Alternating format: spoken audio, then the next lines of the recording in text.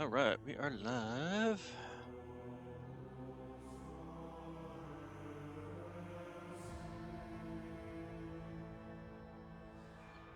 Okay, let's just go ahead and start the game. Warhammer 40K, Road Trader, Trader, Traitor. Also, let's host, host, Kerblap.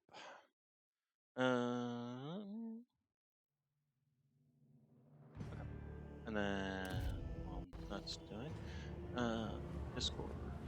Let's move Discord over.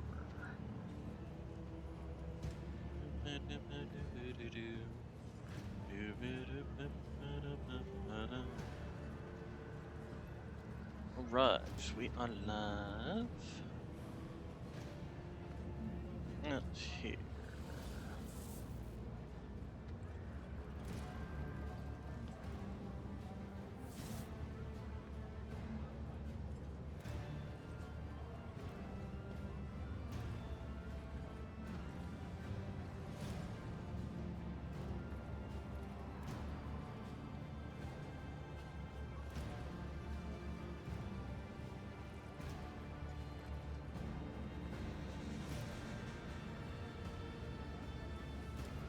Alright, we're live, we're kicking, let's do this thing. Alright, so, last we left off, we had done the funeral, found out that the guy had, what had he done? He, basically turned an assassin that tried to kill him into a servitor. I always keep my options open. Cass Bellardo tried to kill his daughter after she inherited, but the servitor killed him instead. And he didn't even have anything decent on him. What a whoosh. Alright. So, in our build as a Psyker Blademancer Executioner is so powerful.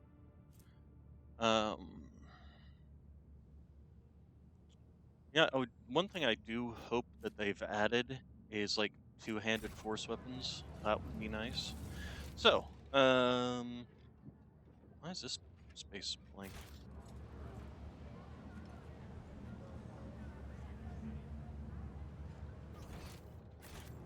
Is it because I jumped from this space to this space during a cutscene? Probably. Rise to the top. Alright, so let's just or get continue left in the taking a dust. peek around. What's this little carnival baked barker? Okay. We did also find this body up here, which was left over from the Anvers people.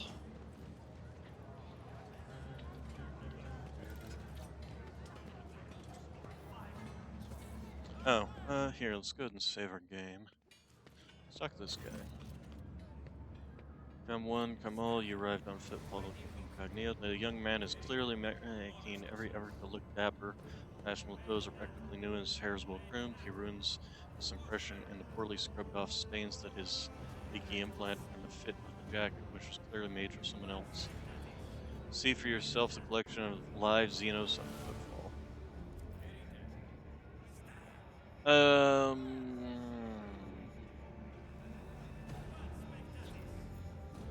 Iconoclasts bind them, although we do know that some of these are specifically mutants, if I remember rightly. But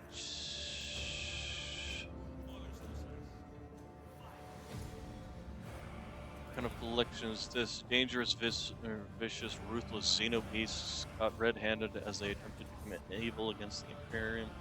But right now, they're harmless. Our cages are can withstand their rage, but I cannot recommend getting too close. Lore Xenos.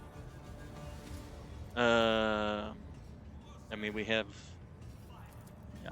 Man smiles, but only for a moment. Not Xenos, you say? I'm sure there must be a mistake. I will check the shipping list myself. Rest assured. His words are oozing with greenish yellow hues. I do not think the promise will be kept. Such entertainment is lucrative precisely because billions of Imperium subjects have never encountered a Xenos in their life. Ignorance and curiosity create colossal demand. That's what I was taught, and I can see the lesson was truthful. Let's see. Dogmatic attacked. Do you know what I see? Heresy. Um, we'll go with the iconoclast. I mean, that's what we're trying for anyway. So we'll buy all the chemicals from me. That can be done, however, very much so. The entire collection will cost you a tidy sum, but you're free to take them away. I lost the profit factor, but that's okay. That's fine. Why did the camera move me over here? All right, so what did my profit factor go down to? I had actually recently gained like a +4 on it or something. Is there a place where it's listed? Profit factors. Oh, we are a second master of command. What does that give us, I wonder? Iconoclast, talents, so probably. Take it easy. Iconoclast adherent. Yeah, I know. Master of command. There we are. In the first round of combat, the rogue trader and their allies gain a +2 or a 2 plus rogue trader's iconoclast rank, additional MP. Oh, nice. So, first round of combat, everybody gets an extra 2 movement spaces. Very nice. That's handy. I also do have a Grim Determination, because apparently I went up to 1 on this, which is fine.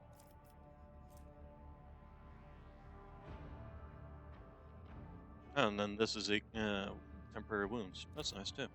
All right. So summary, but still profit factor. Where's my profit factor? Um, is there a profit factor? That's my psi rating, not reputation, maybe. Explorators, fellowship. Ah, here we go. Profit factor. So, Shipyard 5 of everything valuable. Obligated the governor of the Reichhead to provide resources. Others of 5. Other +3. Dialogue +4. And then bought the mutants at Footfall for. So I'm at 25 now. So, excellent. Is there money to be made? Okay, so let's go ahead and save our game. Okay. So I'm assuming this leads up to the governor's house, and we're about to get a cutscene, I suspect. Nope. Okay, if I just... here's some people I can talk to, some aristocrats, citizens, citizens. Before we go in there, is there anything up here? Another one of those notes.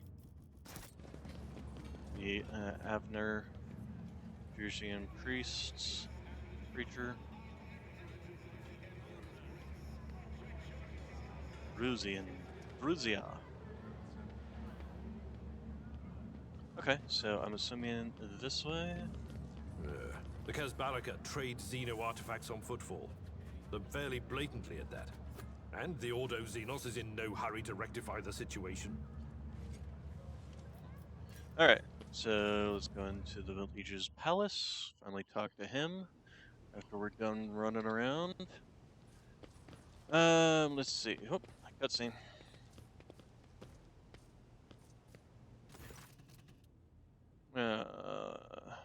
Valdeum Tokar the Liege, my patience, you remember the way out. Dismissed.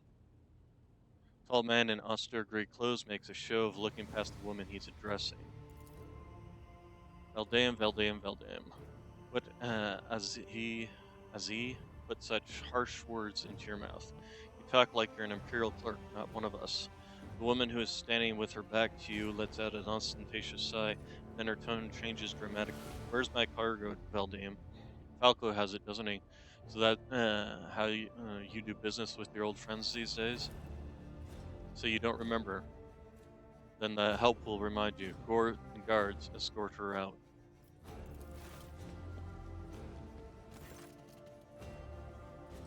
A Dare move. A massive guard leans down to the woman and says in a lowered voice, Jay, get going while he's letting you. Go drown your sorrows in the Msec and thank your lucky stars that you were able to walk out the door. You won't get the chance next time. So Jay Hadari, huh? Find the disgraced stranger in the Adeptus M's. First an insult, now threats. I see courtesy and tact are no longer a valued commodity on footfall. Oh well, I'll find myself a better deal. She turns on her heel and heads towards the exit. As she passes you by, she gives you a quick once-over and winks at you, and then immediately turns away with a flip of her jet black hair. Okay. See a new possible class. She's wearing a chainsword. Tall man who has long since noticed your presence is studying you intently. Valdeum, Tokara, Liege of Footfall, let us please proceed to my office. A spread befitting a visitor of your rank is waiting. Your entourage will be accommodated nearby. Certainly, let us go. Please follow me. Okay, while you were engaged in small talk, you get a chance to take measure of Liege Tokara. His expression is aloof and focused, his gestures curt and firm, and his speech calm and quiet, as though he's used to people always listening to what he says. Judging by his observant gaze, he's been studying you in turn this whole time. Valdeum straightens his chair and says in a polite but completely indifferent tone, Let's talk business. On behalf of the elite of Footfall Station, I offer you my condolences, Lady von Valencius. We mourn Lady Theodore's loss, and we hope this sentiment is taken as a sign of our good intent and willingness to cooperate. Thank you, Liege. A terrible loss for all of us. I hope that under your guidance, the dynasty can recover from this blow and attain even greater power. I'm impressed by your prudence. Your decision to arrive on Footfall incognito without announcing either the death of the previous rogue trader or your own status is quite wise. The rumors will spread sooner or later. It's impossible to keep secret something that's known to thousands of people serving on a void ship. But for now, you are free to reap the benefits of anonymity. As you may have noticed, Footfall is currently in a state of crisis, as people would benefit from the patronage of a figure such as yourself.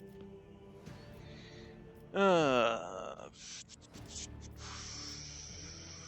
was attacked right at dogs. An outrageous stunt, a show of disrespect for both you and me. Sadly, such instances of football are akin to natural disasters, impossible to direct, predict, or preempt. They simply happen. Many consider Footfall to be a pirate den, but believe me when I say that there is a difference between organized crimes and gangs of thugs who have nothing to lose. You were attacked by the latter. The Anvers are a gang of punks who spit on customs and hierarchy. Even their leader is more akin to an ideologue, a rabble-rouser who calls for people's heads, not a commander. Sooner or later we will find him and have him strung up. That will likely cool his followers' enthusiasm. Awareness test. Behind the carefully built facade of composure you sense anger. It appears that this man is not used to losing control, but that is exactly what is happening.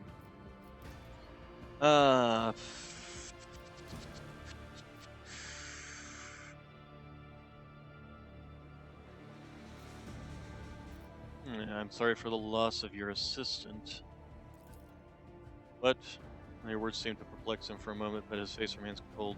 Oh yes, her death was a regrettable development. Oh, so he's someone who doesn't particularly care or value his underlings either. What's the situation in the region? Troubling. Xenos raids are growing more frequent. Trade is suffering and fringe worlds are going under. Rumors of atrocities being committed by the enemies of humanity are causing excessive panic due to their exotic nature. The core of the Imperium forces in the Kronos Expanse have departed for the sector's borders to combat the Xenos threat. There have been no word from them for a while now. Then again, the distance and the current issue with the astropaths, that is not entirely out of the ordinary. Still, we are not yet alone. From several of worlds hit by the Xenos attacks, we've received reports of fierce warriors who descended from the sky and entered the fray. Fragmentary accounts led me to believe that the blessed Adeptus Astartes are operating in the Cronus expanse, and I await news of their victories with great anticipation. Have there been any Xenos? No, there haven't. Attacking Footfall in general is not a particularly reasonable thing to do. Many ships are docked here at any given point in time, and even the listed weapons on board them would make their for a decent fighting force. And that's not even to mention the firepower that our steam merchants have shamefully hidden from the station's customs officials. For us here, Xenos are more of a source of income than threat. Validem freezes. Uh, let's see, are we talking about dealing in Xenos artifacts here? Heretical, there's no shame in selling one's trophies for profit. Naturally, I find this utterly unacceptable. I have no desire to speak about it, but my seneschal is a good listener. Layers graceful gossip. No. He would hate it even worse than I would. I do not approve of fear of Xenosec. One must know and understand the enemy. I'm convinced that your connections with Footfall will allow you to broaden your knowledge and understanding of Xenos considerably. We'll see to it that your curiosity is satisfied in every way. Who was the woman that the Wardens threw out? The dead woman walking. Some, however, still call her Jay Hadari. Small-time hustler with big ambitions that will lead her to a sticky end. Interesting.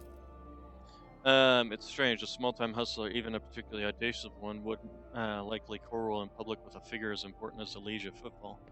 What seems stranger still is that the Liege knows this small fry by name. She is irrelevant since I am the one in control of the situation of Football. I speak on behalf of all its noteworthy residents. What sort of patronage do you seek from me? Protection, not military protection, but a different kind of security. You have, of course, already encountered difficulties with warp navigation on your way here.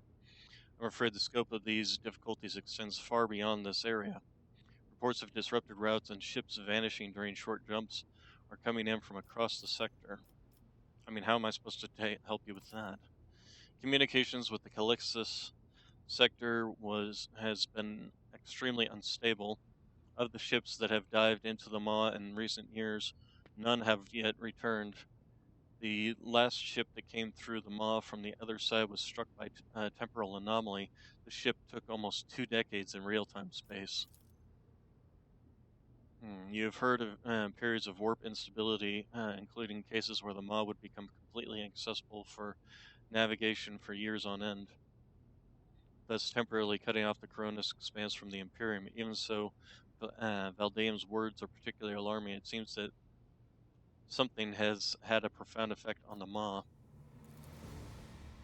And this brings us to our main issue. Footfall is a repair shipyard and a trade post. We barely produce anything ourselves and are largely dependent on incoming shipments, especially food shipments. The station naturally has some reserves, but the supply issue didn't start yesterday. Footfall would be obliged if House Von Valencias would assist us by signing a contract for food deliveries. Logic succeed, obviously. Let's see. So Footfall is cut off from its shipments. What are the terms of the deal? Let's start with probing for some information. Naturally, I tried contacting other rogue traders, but the terms of House Corda would have bled Football dry. As for the esteemed Caligos Winterscale, instead of a food shipment from him, I received a transport, the Navica, packed with refugees. I had to send them off to Foulstone. So many extra mouths to feed would have only worsened the crisis further. I suppose all these war fluctuations must have created more pressing concerns for Lord Winterscale. And so I've put my faith in you, the third and last of Footfall's allies. So Footfall is cut off from all shipments. The local gangs are running wild, and the local hustlers are throwing tantrums in your residence. Are you positive you're in control of the situation? Yeah, I could say that, but we'll just try it, and we'll try it the polite way. It's simple. Delivery of food shipments from your fertile worlds, Janus, I imagine. I'm quite familiar with that jewel of the Von Valencia's Protectorate in exchange for fair payments.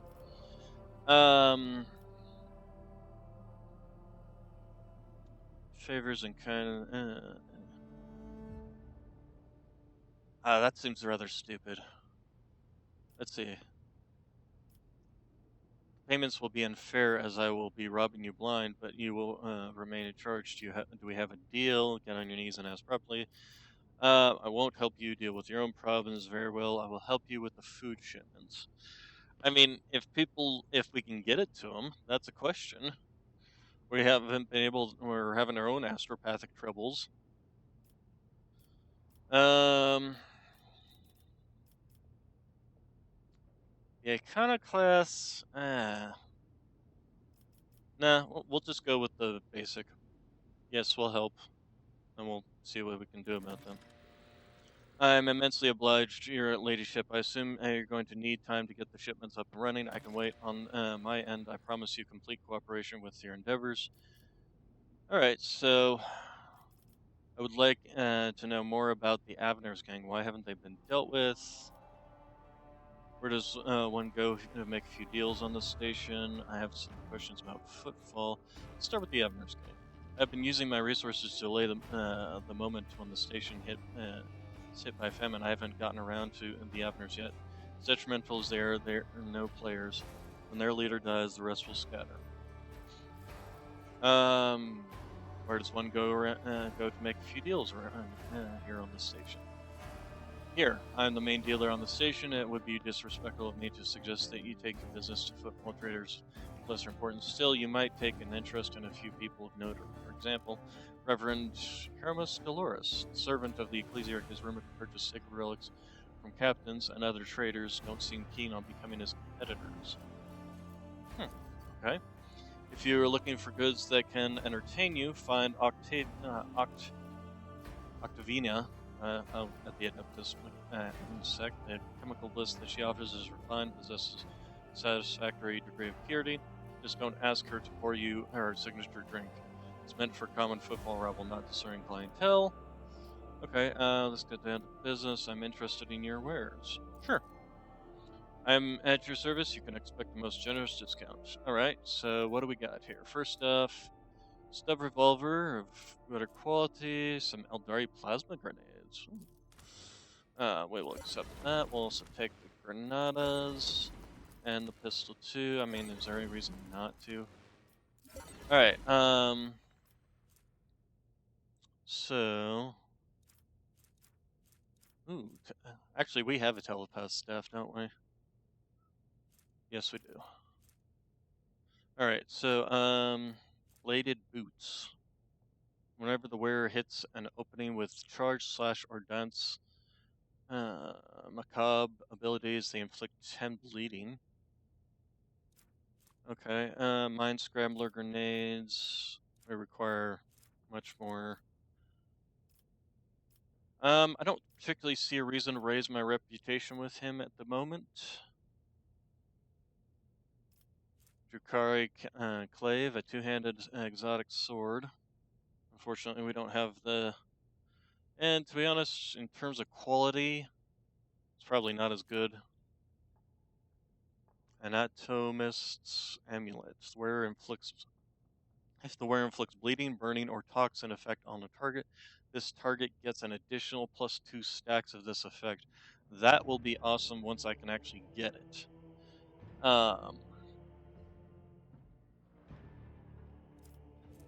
Fusion gun. Ooh, fusion guns are always great. Melta. Two-handed Melta gun. Outcast advisor. Whenever the wearer kills the target. Yada yada yada. Kreskrin. With a single range attack for the first time in combat, the wearer immediately gains an additional attack this round. That could be useful. This wearer grants these gauntlets grant the wearer a 10% bonus to critical hit chance. This bonus doubles if the wearer has not moved during their turn. Okay, and we got a Psyker breastplate. It's heavy armor though. Unfortunately, that will not be useful to really anybody. Calibrated heavy stubber. This is a weapon for our esteemed sister. Warp guide staff. Allies gain navigator's perception. Oh, okay, so this is a navigator's weapon.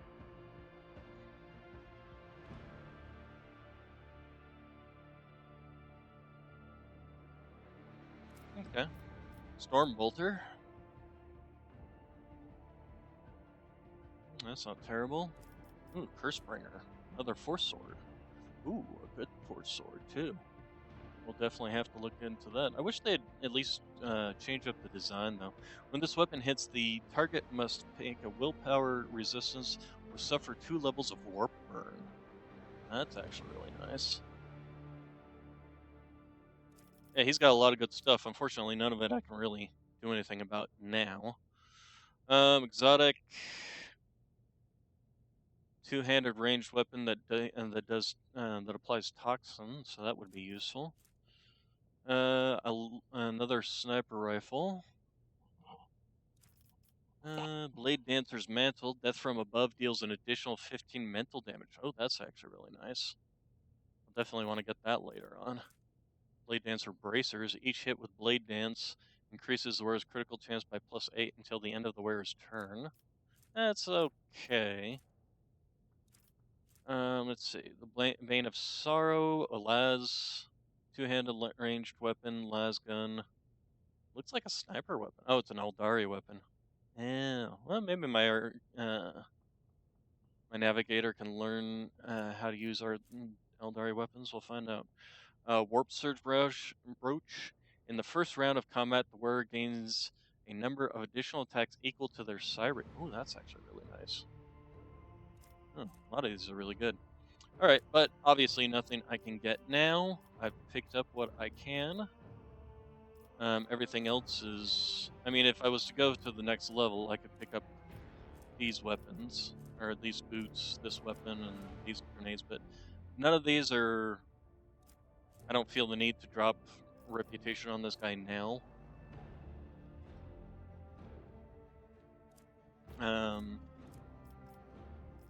Not before going and checking and seeing what the...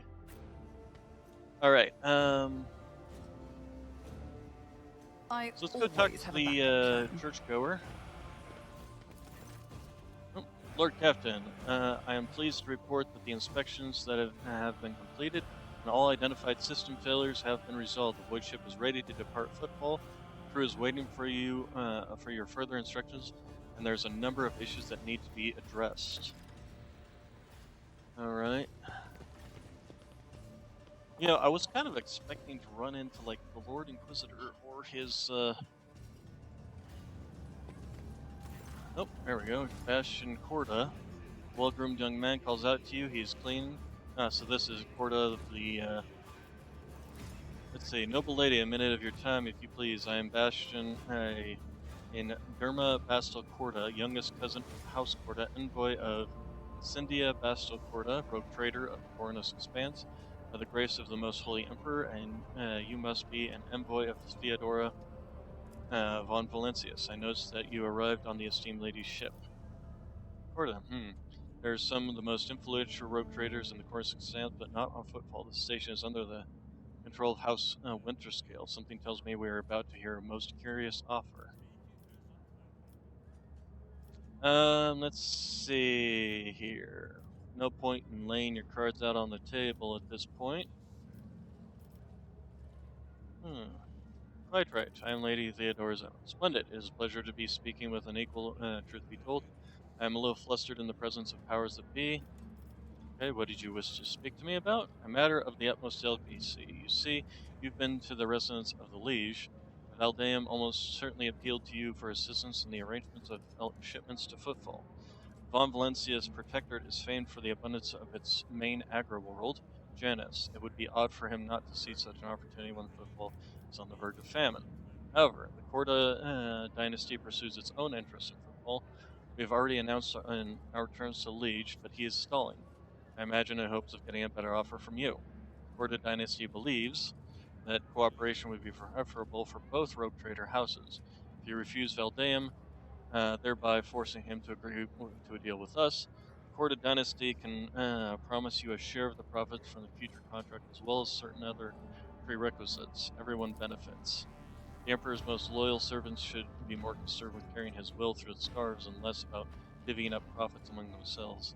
Argensis says disapprovingly, but quietly enough so as not to interrupt the negotiations, especially when the well-being of the Imperial world is at stake. Except, I've already agreed to deliver food to him, so it's too late. Behind your smile, Master Bastion, Teal's shadows swirl. Others may not see them, but your worry cannot escape my eyes. What are you afraid of? Your house wrath should these negotiations prove fruitless, or the wrath of House on Valencius? Hidari, who was yawning in boredom a moment ago, flinches and clutches her face, her fingernails digging in her skin. They're coming again, brothers of the one who came before. I don't get it. Do they all have a death wish? Would you mind elaborating the terms of your proposal? My business with the Liege is my own, is not a concern. You seek to rob the station blind. Draw your weapon, I appreciate your warning, Hidari. What?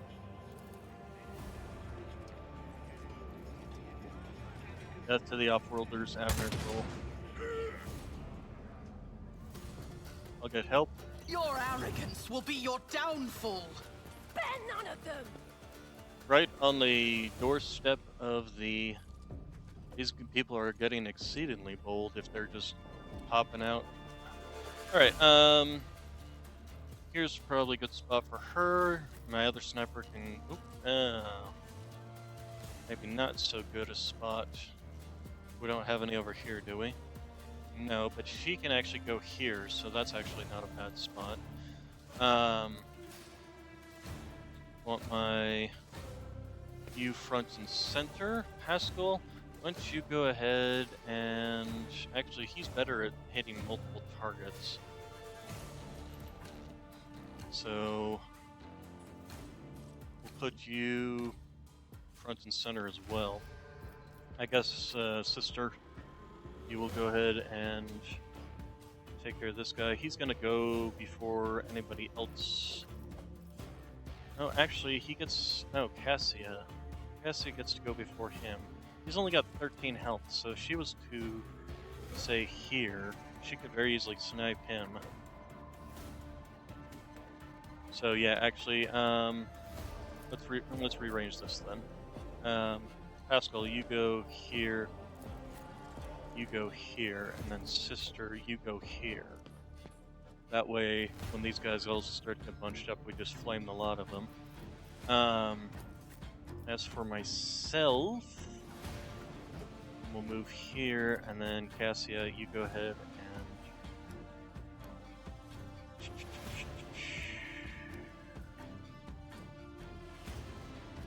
and... move here, I guess? I should give you a good line of fire on him, while still being around to...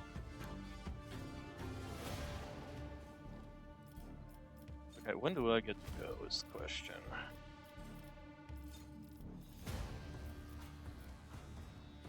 Deary's going first.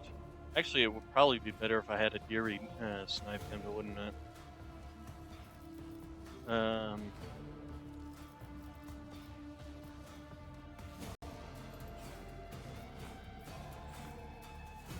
Amber Specialist, Amber Thug. He's just gonna run. This Thug. He's just gonna run up as well.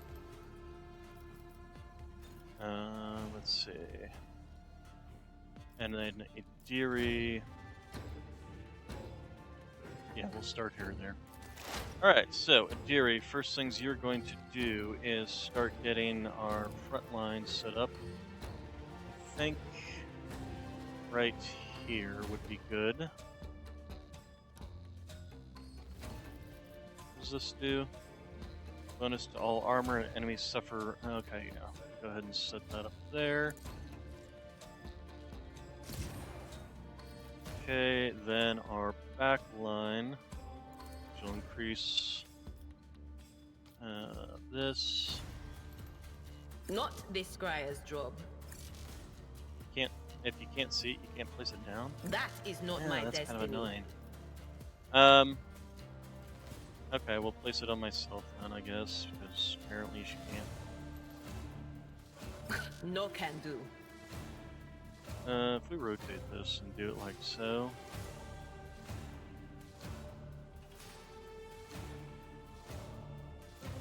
Anything else? That, and then for the rear guard, go ahead and place it, I guess here. Here you can move up to here, be in it next time. And then we'll go ahead and get some forewarning on Pascal. I'm not so sure. Can't see him. Not this Graya's job. She's outside the range. Boy, I really kind of screwed up the positioning, didn't I? Here's a question. You currently have a 95% chance. If you were to move here, what would your chances? 38%. Yeah. Oh, there's quite a few over here. Okay. I didn't realize there were so many over here. Let's... Okay, she's gonna have to stay where she's at then. If I want her to snipe that guy. So... On it. Yeah. What an Finish him unfortunate turn of fate. Then my turn will probably end up going up to these guys if it's... No, one of them's gonna get to move beforehand. Well, we'll see.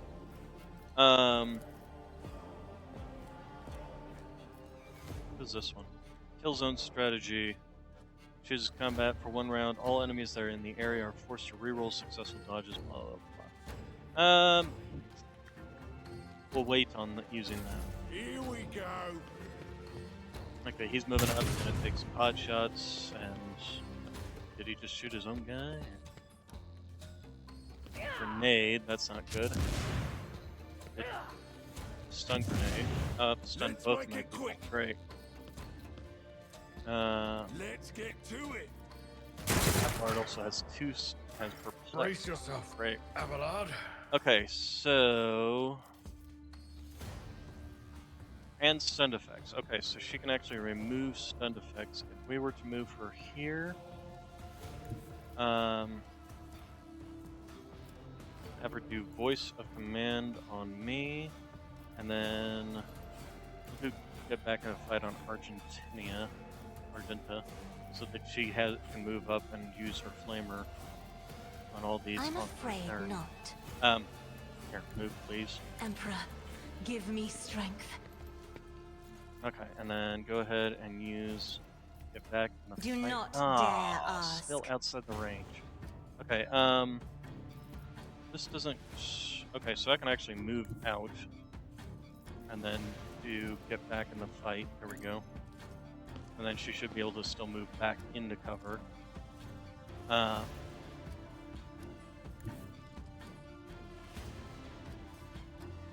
then we will use voice of command on Abelard.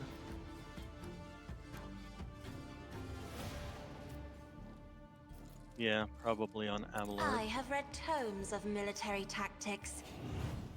Hopefully that will counter his perplexed. What does his perplexed do? Each stack of this is a -10 to any ballistic and weapon skills or perception tests, so this might make it harder for him to hit enemies. But I did also partially counter that by giving him the voice of command, which will increase all of his characteristics by 15. So, and a permanent bonus over time. Okay, Undying Beacon, Unyielding Beacon, okay. Alright, then... I guess we can just have her snipe. Let's go ahead and have her... You know, I think I'll just have my 2 snipers focus on these guys, while the rest of my melee and ranged fighters focus on this. That way these 2 can just continue to poke these ones and... Isn't this a job for another foe paint? There we go. Alright, and then press the advantage.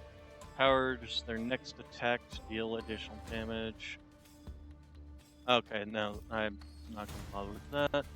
Alright, so that's Cassia. Then these ones all are gonna move up. Out of my way. These ones are gonna move up. Unfortunate positioning for them. But I can actually help take them out if Abelard doesn't. Abelard, if you can... Let's see, his charge does not... Oh, his charge does affect his... Okay, well, if he can move here, then...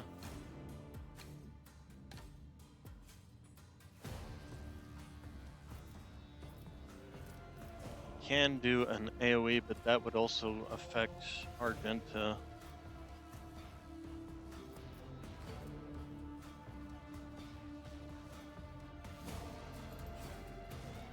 Warrior gathers all their might for a crushing attack. I thought I'd gotten a thing to remove his melee. Maybe I didn't. Maybe it was on my other warrior.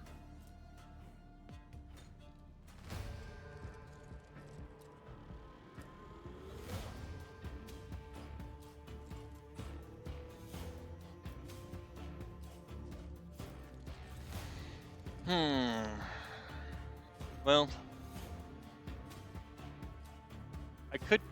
let's see. You're 20 health. You're 20 health. I could very easily kill both of these with my own, and I go before Argenta. So, probably would be better to have him move forward, start taking out some of these other guys. So let's go ahead and do that instead.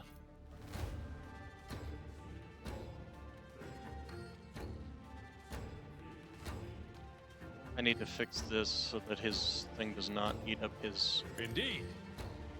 movement. Reduced to dust. Oh, it didn't eat up his movement. Oh, well, if I... Why was it saying it eat up his... Oh my gosh, that's so annoying. I wish that they would properly reflect. But still, I can still wipe out both of these with my own characters. So we're going to go ahead and have him move up. And... move up to... I know this isn't cover, is it? But let's see. So we've got Thug, but these guys are probably going to continue moving up here if they don't end up dead from the flamer anyway.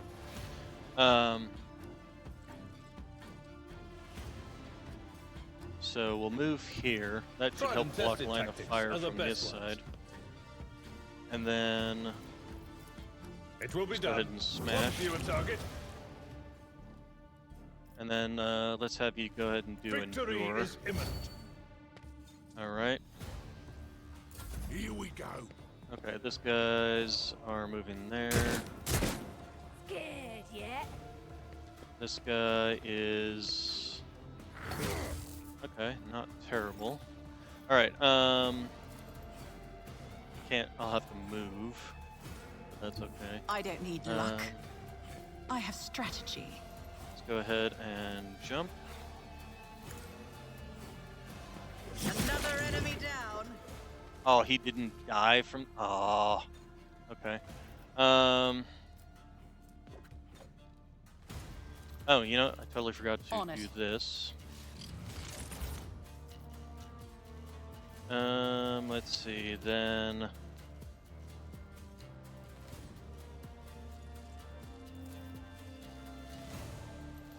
We're gonna go ahead and do this, and then we're going to finish him off. I'll see to it. You never stood a chance. Yeah, totally wiped him out. And then I guess I'm stuck there, but that's fine. I have a decent enough skill and everything. Alright, then our flamer. Oh, oh, right, she has shotgun. Right. If you move here and shotgun, you can hit all but one of them. That's still 4 of them. Okay, so we will go ahead and move up. Emperor, move through me. Be the Then we will fire do in my your heart. concentrate Doubt is fire. for the weak. And then we will shotgun. And that should pretty much kill everything as long as it hits. None can escape the Emperor's judgment. Good lord. She's actually finally starting to come into her own. Furious Recital would not be a terrible one. So I'll let's do go it. ahead and do that. Let's see, then we got... She could move up again.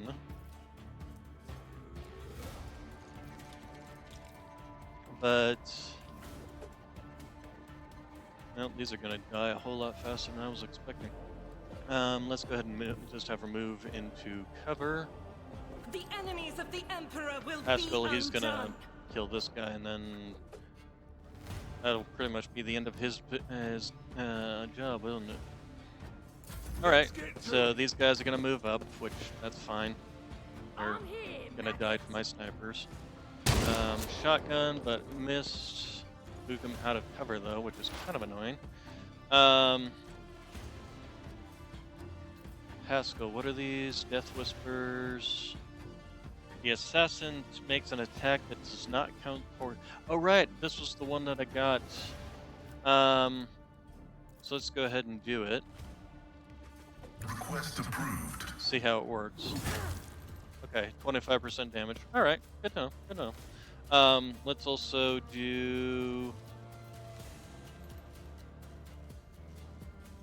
this. My vow is to serve. Might actually, okay, then unfortunately he can't really do much other than just to kill this guy. So, Your Messiah condemns you. aiming for opening, choosing enemy on its site. No. Let's see. What are you? What are you? You are outside the range of it, unfortunately. But he'll probably die Running anyway. binary Let's override. go ahead and do that. And then the exposed weakness, he does have 2, so might as well do that. Make it easier for somebody to hit him. Oh, okay. This guy came back out. Alright, Sniper Wolf back here. Since you can't kill that one, I think I'll have you focus on the one you can kill. Although we can also move you. Let's... If we move you here, what's your line of fire? Can you see this guy to actually kill him? Was that you? Or be gone. Oh, there we go. Alright, and then should allow you to be able to put some forewarning on Abelard. There we go. Let's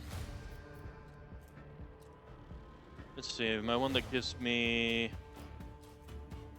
bonus armor. Let's go ahead and move it back slightly and put it on myself. Alright, this is actually dodge reduction. Let's go ahead and move that one. If we rotate. Rotate, thank you. There we go. Give me some more dodge reduction. Alright, then... Hold on. Okay, he's gonna just run away, which is annoying, because I'm gonna have to go after him. Out of my way. Okay, he's gonna move up to Abelard and parry. Okay, then... Voice of Command, we'll do Voice of Command on myself. And we're actually going to go ahead and do move on myself so that I I'm can not get accustomed moved up to being closer. ordered around. And then use that to get up close to this guy, although his turn will come first. That is fine. I'm expecting I'll parry any of his attacks anyway. And that will put me within range of him. Okay, and then as for... Sniper... No, he's got a lot of health. Ew. Maybe I should have moved myself over there. If I may. Okay, well, he's not within range of any of my people to be a danger. So, that's fine. Okay, Abelard, if you would kindly. Let's see, this will cause him to take a attack of opportunity, but I think it's fine. I will do my duty. Yep, missed anyway. Smash him. Um, and you can turn around and hit all three of both of these guys and finish It them will off. be done. There we go. Excellent. Abelard, you are doing a fine job. Let's get to it. Okay, yeah, I figured he would move up. Okay, Perry, he's gonna move up and do nothing. Let's see, if we, how much health do you have? You are 13 health, so if we do a death from above, to here, will we be within range? Let's see, that's gonna move me 2 spaces forward. Yes, that should be enough. So we'll do death from above here, take this guy out, there we go. Move over, and we can blade dance this guy. Oh, he's a, okay, well then we'll definitely blade dance this guy, and probably wipe him out.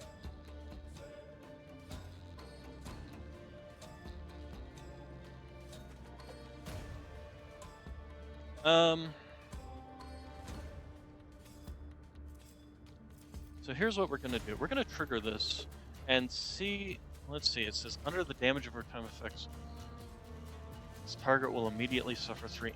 No, this isn't gonna work. But we can possibly use it after we blade danced.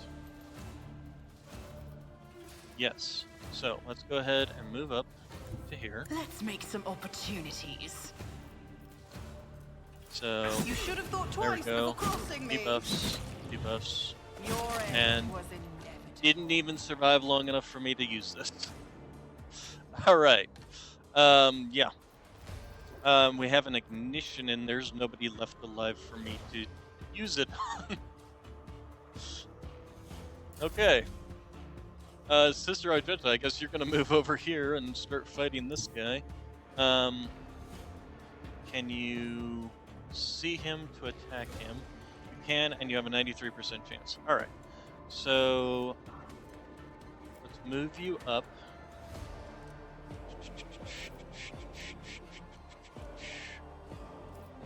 Actually, we could possibly get you closer, but I don't think we really Guided need by to get faith. closer. Let's go ahead and just plasma shot, and then we're actually going to use As this the Emperor commands, I act. to actually move you further back. Oh, no, unfortunately that's... actually, we can move you, if we move you down here. Yes, you can still see him to shoot him, although worse chance, unfortunately. But I still think worthwhile. Actually, if we move you here, what's your chances there? 66, so that doubles the amount, the chances you get. I will bathe And that this should still keep you battlefield out in of righteous his range fury. when he comes. Okay, and then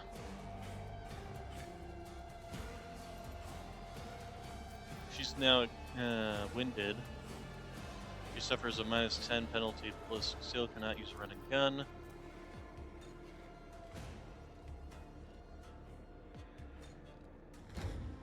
I don't think it's going to even end up.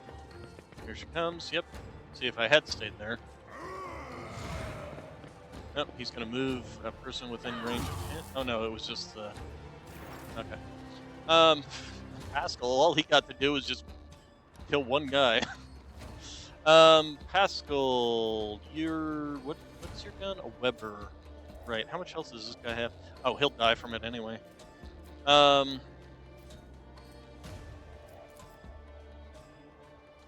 can't see him to shoot him. What's your chances of hitting him? No. Why are these... Is it because he's got armor or something? It's not that there's a 0 chance to hit him, it's... No, it's literally acting like he can't hit him. Well, this is kind of annoying. If you were to move here... What's the range on this thing? Is this thing just got really short range? Range of 5. Okay, so if we move here... No, still no. Oh, keep pressing 1. I mean 3 pressing this. Alright, okay, so that changes things. Okay, yeah, that's fine. You should kill him. Alright.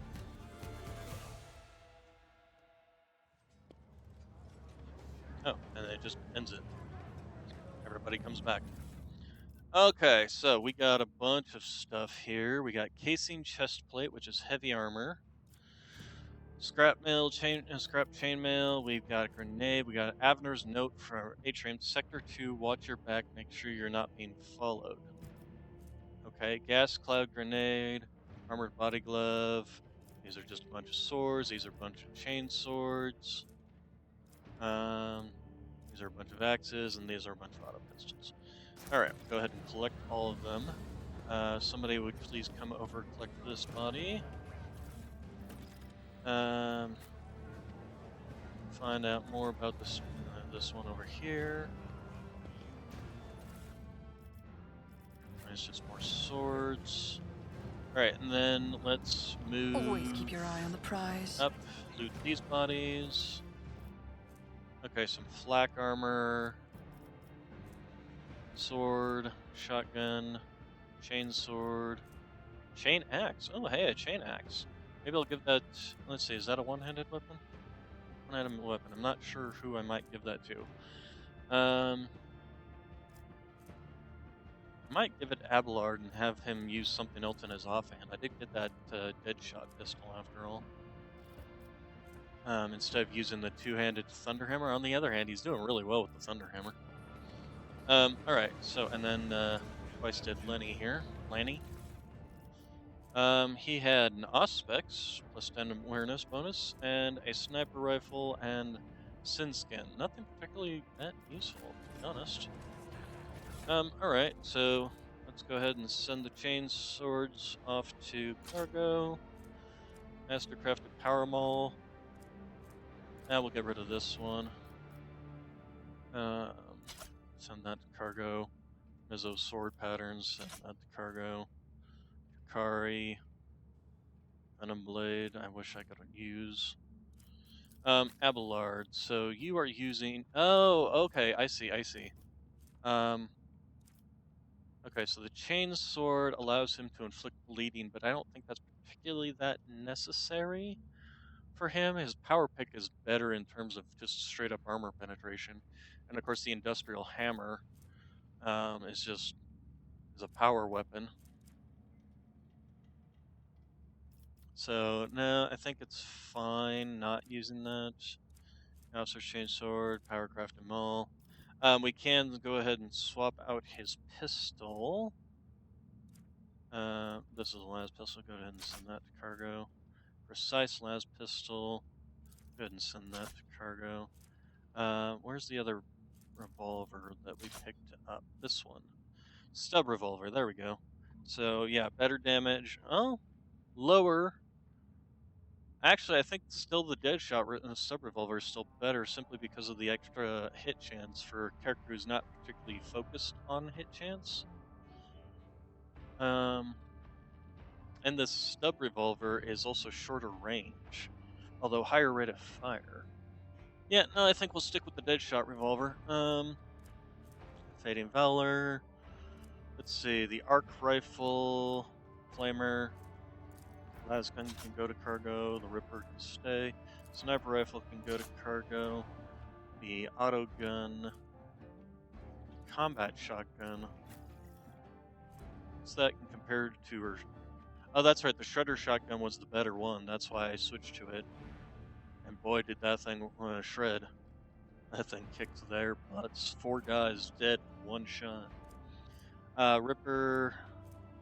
Shotguns can go into cargo, along with these swords and axes.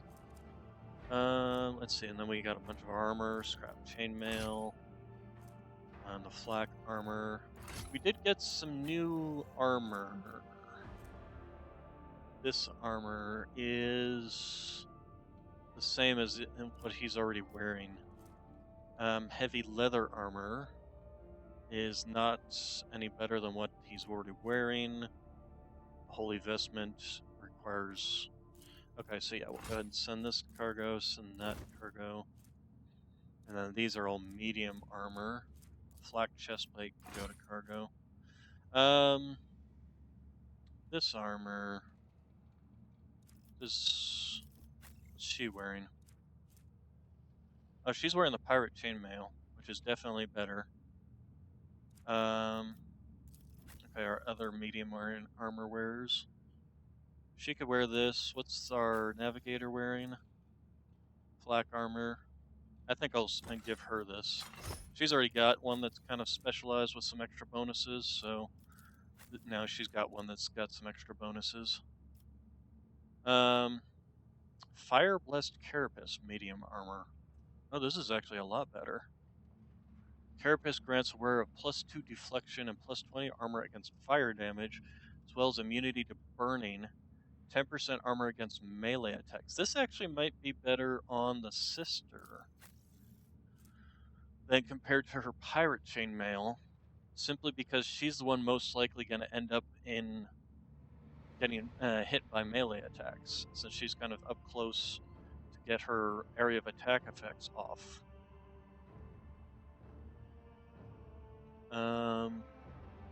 As well as the one most likely to be in any kind of burning effect. So yeah, we'll go ahead and put that on her, and then we'll give you the pirate chainmail.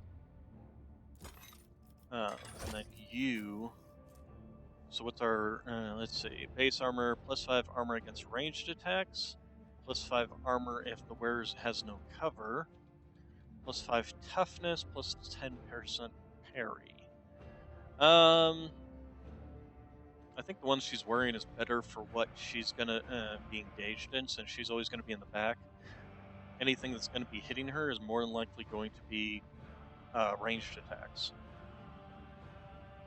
So yeah, I think that's superior to her. Let's see, what else do we got here? So this can go into our cargo.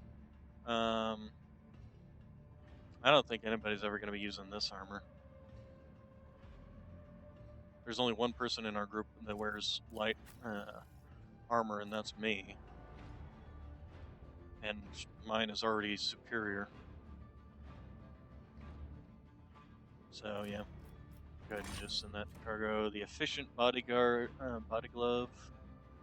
More armor, but it doesn't have the extra bonuses, like 10% dodge if the wearer's not in cover, which is great for me because I'm not going to be in cover a lot because I'm going to be running out to fight the enemies.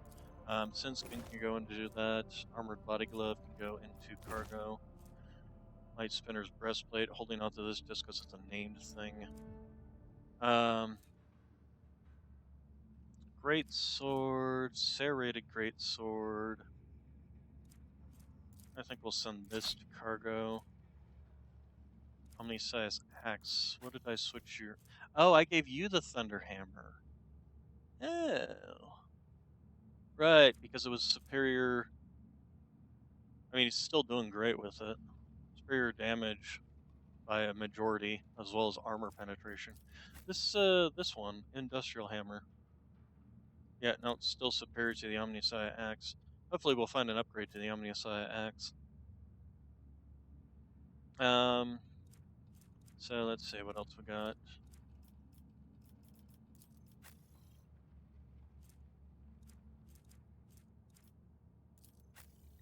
Okay, I think we are good there. Okay, was there anything we missed? No, doesn't look like it. Okay, so Keep your wits about you. let's go talk to our holy, His Holiness up here. Their Harmonious Doloroso. I'd like to take a look at the followers of St. Drusus has to offer me. Let me see. Alright, so let's see here. First off, Enforcer's Heart. All targets of Taunting Scream gain a -14 penalty to their willpower tests. Imperial Scroll. The scroll grants the owner a plus 15 to Lore Imperium. That actually would be useful. Let's go ahead and grab that. Onslaught. Instantly increases movements by plus 6 and grants 2 charges of slash ability. It reduces weapon skill, ballistic skill, and perception. Not all that great. Bloodhound Staff. Devastating. The first use of an attacking navigator power. Oh, it's a navigator staff. Plus 10 willpower, plus... Okay, we'll go ahead and grab that. Medkits, we'll always grab the medkits. Alright, so what else we got? We got a Sanctified Staff, which is a Psyker Staff. Wielder of the staff has, with a power level of 11. What's a power level? Gains the Emperor's Wrath ability. Psyker Staff. Elite Chain Sword. That's not terrible. It could go on someone like Abelard in place of that. And a Militant's Cloak. Wears first melee attack in combat cannot be dodged or parried. That's not terrible. He's got a heavy bolter that I could get if I got up to level 3. Power Claymore. Very nice. Camaraderie's Badge. When the wearer hits an enemy with a melee attack, the wearer's nearest ally gains 8 wounds. Temporary wounds granted by Do Not Stack. Death Worlder's Enforcer's Carapace. Well, this isn't terrible, especially compared to what I'm currently wearing. Plus 10 dodge against human enemies, though. Plus 10 agility is actually not terrible. That would basically be an extra bonus. Multi-key Cloak of Hatred.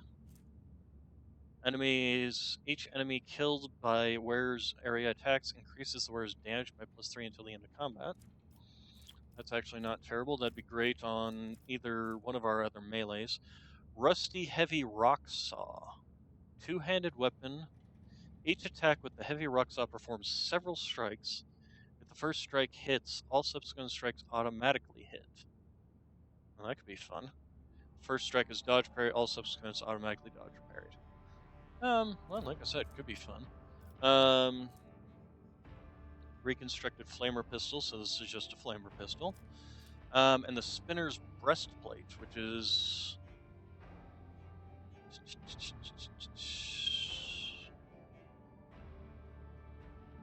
not terrible, but not something I can buy. So at this point in time, I can only buy up to this, which would give me this.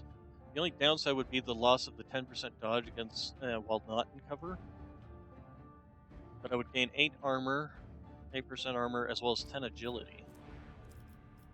Oh, no, never mind. I can't buy that. I can't get this Cloak of Hatred, though, which might be useful. Can't get the Power Maul, but I can get the Heavy Bolter, which would be not bad on the Sister.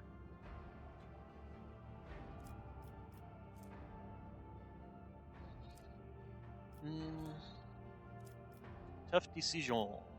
Let's see what our reputation can get us. So let's first off hide untradeable and sort by cost. So Holy Gifts, of course, would be the first thing he would want. It's expensive just getting that first level with him. But probably a good thing I kept the Holy Gifts. We can stick with jewelry, ship components, why not? Uniform kits. Apparently we've got a lot of those. So we'll just keep on going. We'll give you 2 armor kits, 3 armor kits. We'll give you some provisions.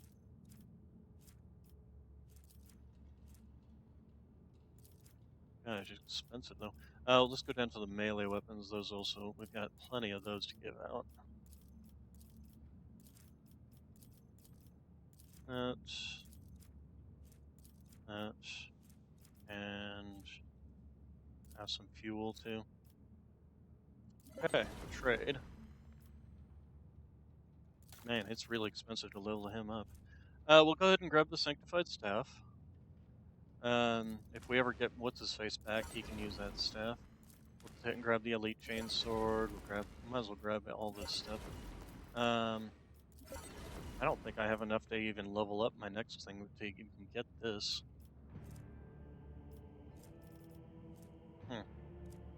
He's expensive to level up, that's for sure. All right. Well, for now, I think that will be it. Let's go ahead and. I I guess we're always gonna keep be my options heading open. back. The other ones they suggested was talking to. Actually, I'm kind of curious. Where's my reputation? Oh, that's the reputation, character reputation. There we go. So I wonder because he also suggested Octavia that I go talk to her, Octaviana, or what was her full name?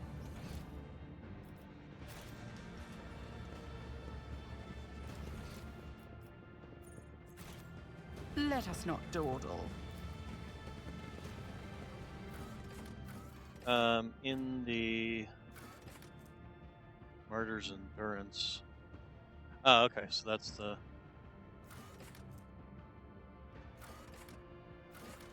Okay, let's go to the Martyr's Endurance first. I want to talk to her. There's also that other hustler down here, supposedly.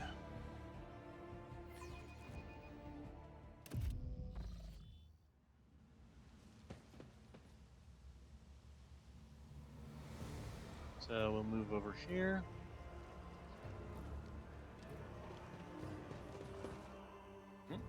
Cutscene. Oh, is that the hustler? Rough day. You have no idea. Why I such a just cutscene? might. That's the second bottle you've downed. Yep. Jai Hidari. Falco sends his regards. And what does that unholy scion of a Grox and a Brahan want from me this time? Oh, wait, I don't really care. My sole plans for tonight are drowning my grief in a sea of Amasak. We'll give you grief, all right. Get out!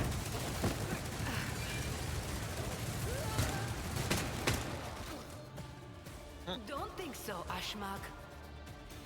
And tell Falco to come himself next time.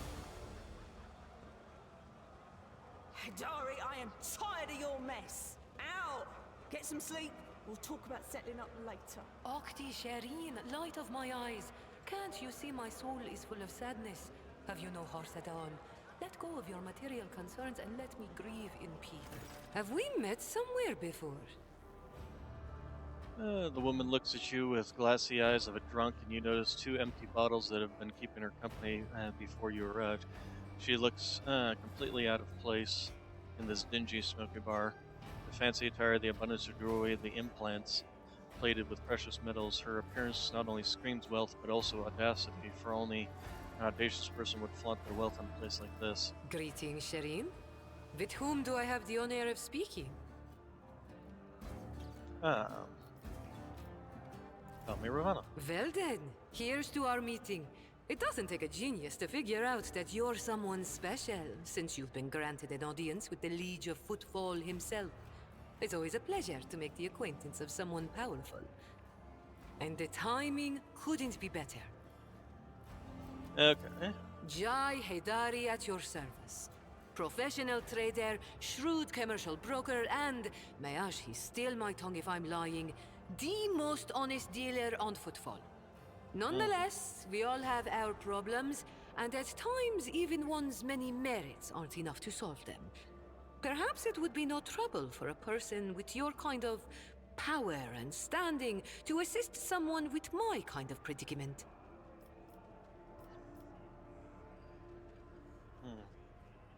What kind of cargo was stolen? Goods of incredible rarity, Shireen. But it's not just that. 24 of my people lost their lives in the impenetrable emptiness of the void to acquire them. I cannot leave their families with nothing. I don't believe that. Logic test. Ordinary smugglers do not dress so ostentatiously or behave so brazenly, and they are unlikely to spoil the mood of the Liege Footfall with their mere appearance. This woman lost many people to obtain these rarest of goods, and to get them back, she turned to Valdium Takara, Gladium Takar, the patron of cold trade and expands her cargo, can be nothing other than Xenos artifacts, creations of enemy branded with heresy. Are you asking an upstanding citizen to be party to trafficking? I should have executed on the spot. Um, you asking an upstanding citizen to be a party to the I thought we trafficking? were on the same page from the start, Shireen. Please accept my sincerest apologies if that is not the case, and allow me to explain myself. If I had told you directly, you would have become, shall we say, complicit. But since those illicit words did not escape my lips, you would hypothetically be agreeing merely to help me recapture a few containers. And if the Aji suddenly decided to thwart our plans, then all the Void Dogs would be unleashed on me alone. My sincerest wish was to protect you from any unnecessary trouble, Shireen. I swear, by the Exalted One. Ask as many as you wish, Shireen. Trust is the key. You see, Shireen, there's one cardinal rule on footfall. Anything goes as long as it doesn't get in the way of business. I'm someone who's been able to exploit that rule to the fullest. And in recent years, I've hit it so big, I've become a speck of sand in someone's green eye. They used to throw small wrenches into my dealings here and there. Well, now they've decided to really put their backs into it. Some rats stolen my cargo and dragged it off to the seediest part of the Shadow Quarters. A crummy place even for connoisseurs of Footfall's unique atmosphere. When I asked the Liege for protection, we had a mutual misunderstanding. I believe Vladimir, in a most lamentable fashion, has forgotten his duties as guardian of the downtrodden and wronged. So I'm in desperate need of a new one. And you, Shireen, fit the bill perfectly. All I need is for you to drop by one dark corner of Footfall's Shadow Quarters and pound it into the thieves' heads that taking Heydari's property carries certain risks. Day appears to be a serious operator on footfall. The Liege's refusal to help means the loss of potential allies, so Jay is encroaching on his turf. If DM is not responsible for the disappearance of Jay's cargo, he will definitely certainly benefit greatly from it.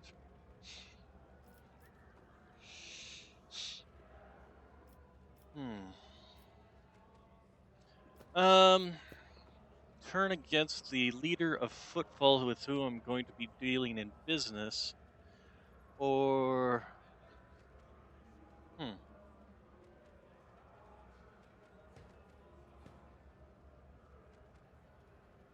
on one hand, but he can't really afford to take his business from me to the other people.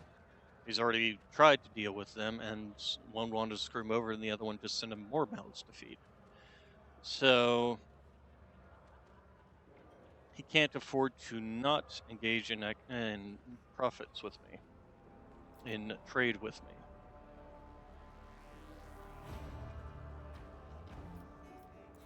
May the Exalted One bless you and your progeny. Then here's what we'll do. We shouldn't be seen together before we make it to the safe house. I'll head there first. I'll take my own special route so I won't be spotted. Right. Here, that's where those ashmags are keeping the stolen cargo. Out the bar, over the bridge, and to the left. There in the depths you'll find a small courtyard, through which you can get to the place. I'll be waiting nearby. You can come when it suits you, but the sooner you do, the better. I'll see you then, Shireen. Alright, so let's talk to Octavia. On noticing you immediately drops what she's doing and bows respectfully. Why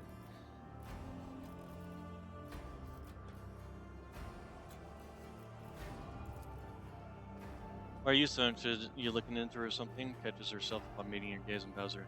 Apologies, ma'am, me and my big mouth. I guess this is why they broke my jaw so many times. Yeah, you know, she's pretty great. She's made a name for herself here on football. She's one who comes from nothing. She follows the unwritten rules of this place. She doesn't walk all over weaker folk, and she drinks like a fish to boot. There's lots to respect. The sad thing is, it looks like she's got on the wrong side of Valdium. And since both of them, well, I guess all three of us have ties to Casablanca. Footfall chapter of one of the most successful crime syndicates. There's no way out of this. Today should get off Footfall while she still can. Better to lose her business than her life.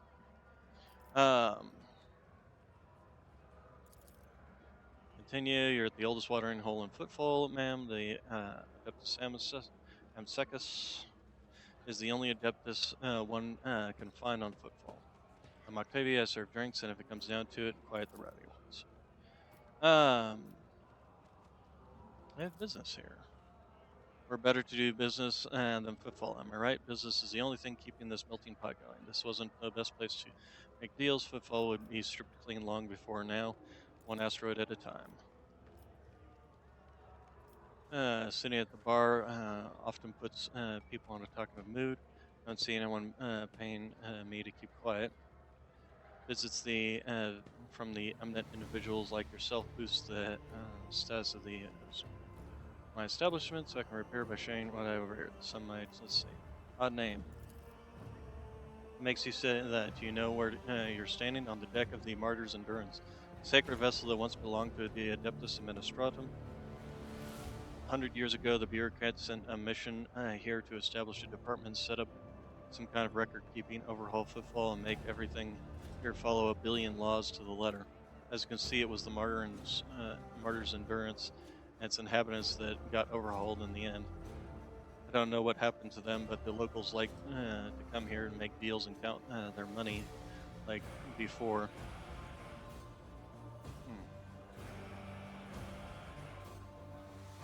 The Temple of the Imperium's accountants over there, you can even see some seeing signs being preserved partially.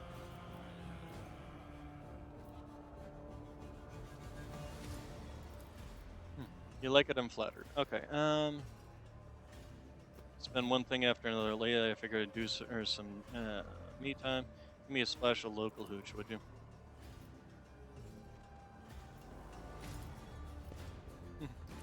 Haskell's respirators hiss quietly. The alchemical composition of the substance is known to me, but never before have I come across an unusual application. Exquisite path of martyrdom, honor of the Omniscient.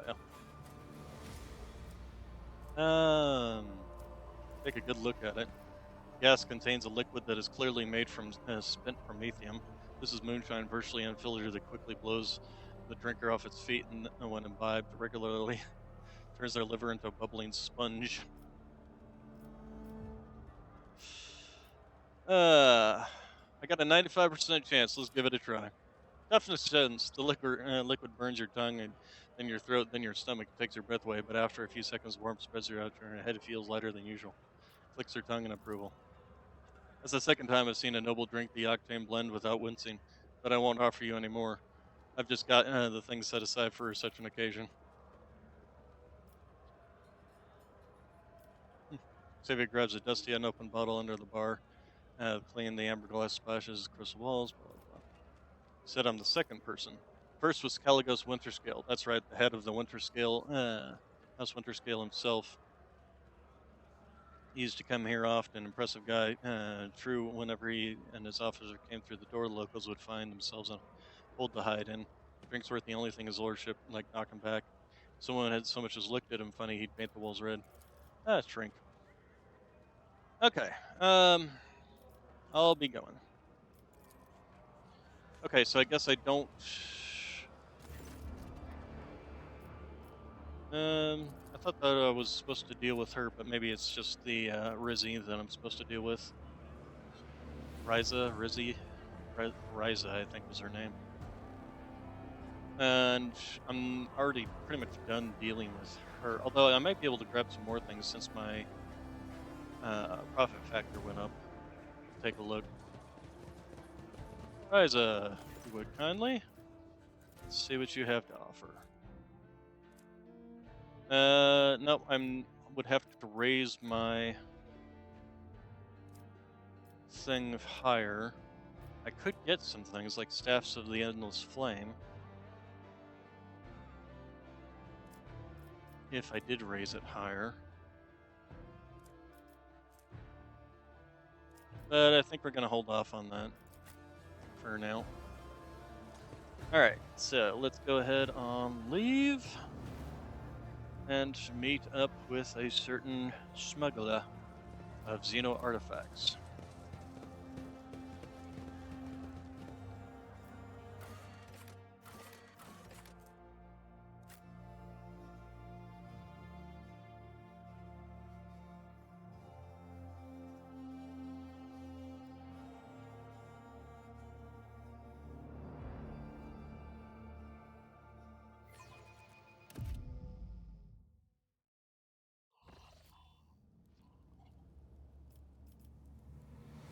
Okay, let's see. Rogue Trader would like to remind you that Reverend. Oh, he asked us to search for a potential cultist den at Footfall Shadow Quarters. Uh,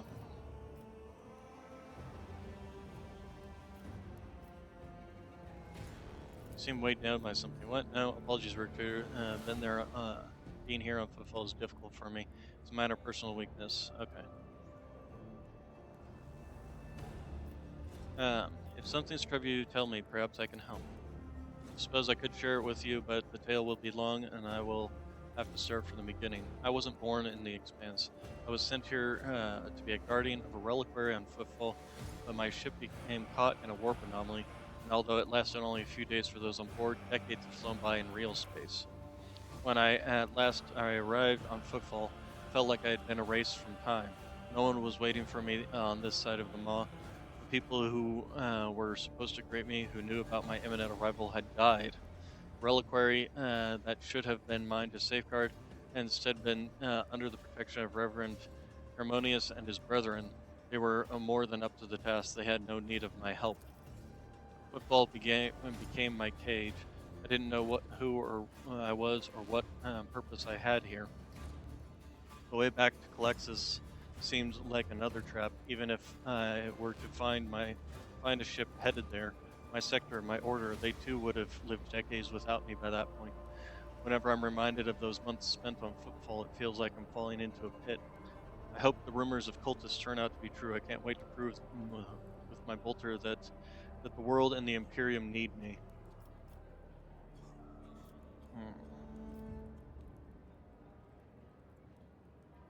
How and why did you stay on Footfall come to an end? Something must have changed. Yes, a sign, almost a portent, showed me the right path, but it's not something I can speak of like this on the street in this den of malice. Let us be on our way. All I'll say is that on Footfall I met Lady Theodora and joined her, and that was the end of my languishing in this place.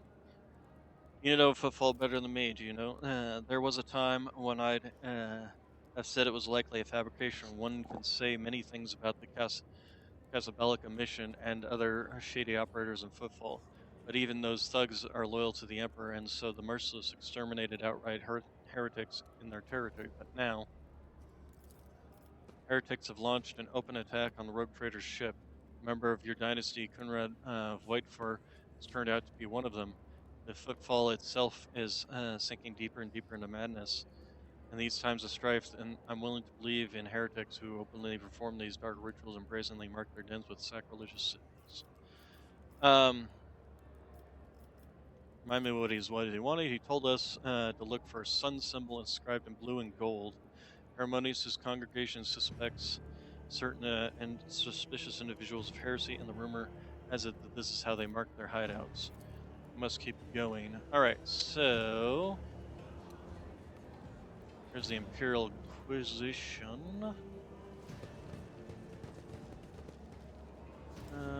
Let's see. I'm pretty sure there wasn't anything on either side. So let's go ahead and head this direction. Keep an eye out for any symbols. I mean, we know that there's this symbol here. What is that? Rising sun symbol. It seems oddly repulsive, even sinister. Aha! So we have stumbled. Also, real quick before I go too much further, there was something I wanted to equip these items. So, scroll that increases. That would actually be good on her, because her Imperium is my highest in the first place. Let's do that. I did find this Auspex, which is an awareness. Who has my highest awareness skill? 30, 70. She has my highest awareness skill. But she also has things already. Book of War Prayers. The wearer deals 10% more damage against Xenos and demons. Bonus is doubled. Let's see, who else has a decent awareness? Oh, you have a decent awareness and aren't. Where is it? Not the Grenadier's Cloak. Where'd it go? Oh, there we are. Okay, and then we have Taunting Scream, but I didn't give him Taunting Scream, did I? Or is that like a skill for her kind of thing? Yeah, I think we're good. Oh, wow, that really put it up there, didn't it? Okay, and then this was Goggles grants +5 to Lore Xenos. Also grants plus 10% chance. His Lore Xenos isn't going to be affected by this, but the extra chance. Let's see, the wearer of this helmet gains +6 armor. Helmet also grants a bonus to Fellowship equal to 4. I don't think that's particularly necessary on him. Okay, and then the gloves are for grenades, the Grenadier Cloak are for grenades, and then the Warp Damage Cloak. And I'm pretty sure everybody has a cloak. Yes, everybody already has a cloak, so... Alright. Okay, so Always we keep your eye on the prize. saw the Let mark us of the see what I sun. found. Oh, there it is again. Okay, a raised sun symbol. It seems oddly repulsive, even sinister. Okay, let's take a peek around here, see if we spot any more of those symbols. This is the warehouse, where we need to go for that, but let's find that symbol first. Is there money to be made?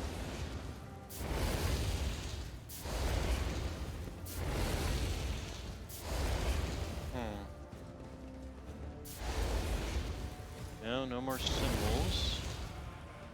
Symbols mark... Oh, there we go. For the Cultist Slayer. Alright, we'll do the Cultist thing. Or the anti-cultist thing. Every ranged weapon in the game has an effective range and maximum range. Hit chance and maximum range is halved. What a peculiar thing! Okay, we got some goods here. Alright, so what else we got? Pay attention. Oh, hello. Keep your wits about you. Turn around. Okay, The Emperor sets my path. Yep, go Carry ahead, the and if you would Emperor's will as your sneak- torch. Sneak. Nothing Disarm. escapes my sight. That's I better fine. myself through my service. Go ahead and disarm. Cast your eye there. And there we go, some more. Okay. Never doubt me. And go ahead and disarm this one. The Emperor favors me Okay, today. so I have a nose for profit and a taste for adventure. let's have I everybody always move keep up. my options open. Door, huh? Now, before we go in the door, let's loot goods. Anything else back here? Nope. Okay, so secret passage, huh? Let's go ahead and save our game because I'm assuming secret passage here means enemies inside. Oh yeah, definitely some warp rituals going on here.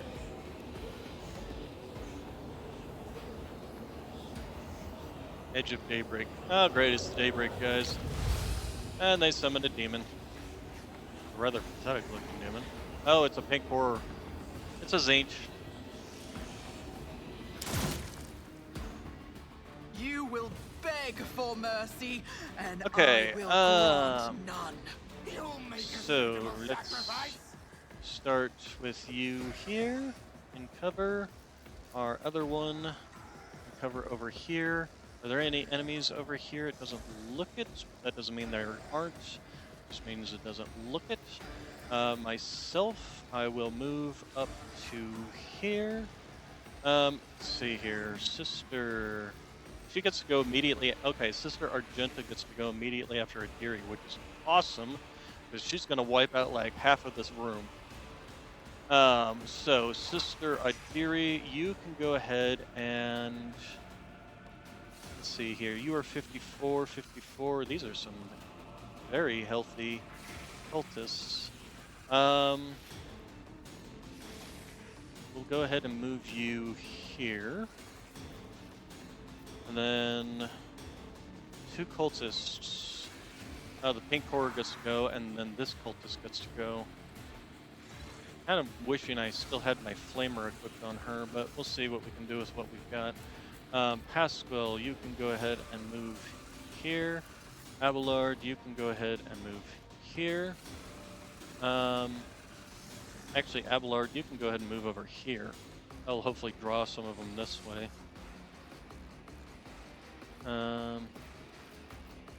Pasquale, actually kind of feel you should be over here too. There we go.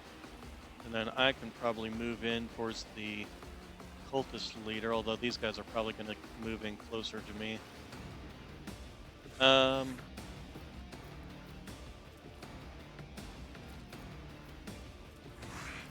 Okay, so let's kick this off, starting with you. We're going to go ahead and put forewarning on myself. Anything else? I'm going to slap down front line is going to be right here. On it. That should be perfect. Debuff to enemies as well as a buff to Pascal. The back line will be dodge cover and efficiency will be right here.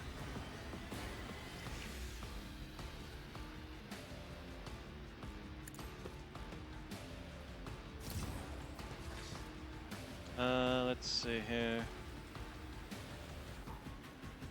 And then our rear guard, we'll go ahead and make it right here. Anything else?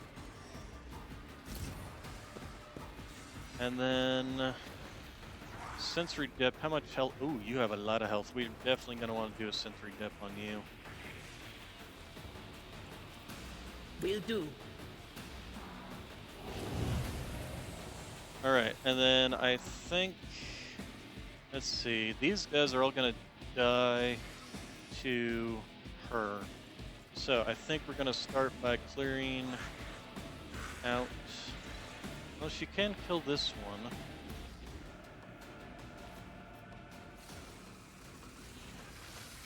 These are all going to die to her shotgun, so I'm not too concerned with that.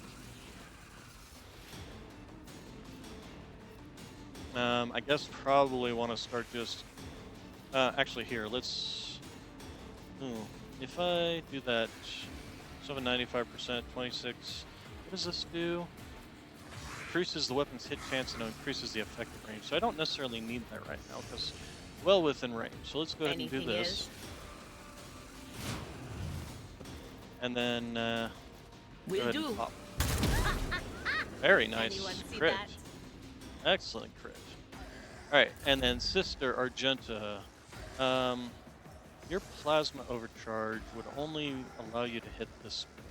As for your shotgun, it would allow you to hit this many. If we moved you back one, you would hit all of them. So let's do that. Let's have you back up. Let's make sure that actually would work out the way I think it will. Yes, it will. Alright, so yes, we will move back. Rejoice in battle. Now, as for your Furious Recital, grants momentum. The ability grants an additional 3 momentum for each enemy that is either in a 5 cell around the sister or was hit by her this turn. So we want to go ahead and actually have her trigger her ability. Faith So without let's go ahead deeds and is do worthless. this. And then running shotgun. Let us run. Doubt is for the weak. Cleanse and Very nice. purify. Alright, so killed 3 of them. Severely damaged this one. And damaged the pink horror. So let's go ahead and have her do her Furious Recital. Let's see. Attacks cost 1 less AP. But it costs an AP to do this, so she wouldn't be able to attack even then. Unless she did a plasma shot. Well, we'll go ahead and do her Furious Recital. That will trigger that. And then Archmilitant gains confident approach until the end of combat. Until this ability is used again, or until cautious approach. Instead of the usual bonuses from versatility, gains a +3 dodge reduction and parry reduction, and ignores 3% of cover. What's her normal? That's Revel and Slaughter. Versatility. The Archmilitant gains 3 for every attack stack of versatility. Has 4 or more stacks of versatility. Gains an addition. So here's what we're gonna do. We're gonna do running gun. As the Emperor commands, I act. Go ahead and move here, and then we'll take pot shot at the pink horror. Or actually, we might finish off this cultist, I think. So that's what we're gonna do. The enemies of the Emperor will be undone. That way, these two can focus their attacks on the pink horror, and then I can move up and start just clearing. 63, 63. Sadly, I can't use Revel and Slaughter.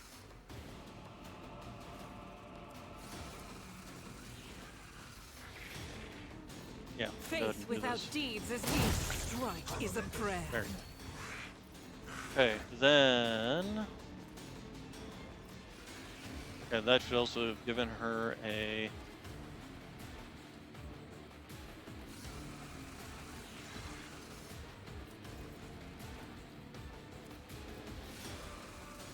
Stack of versatility. Alright, the pink horror is moving up. Ew. Ow! That hurt. Okay, well, voice of command. Let's see, are you burning? Sister? Burning, burning, burning. Melting. Horrors of the warp. Okay.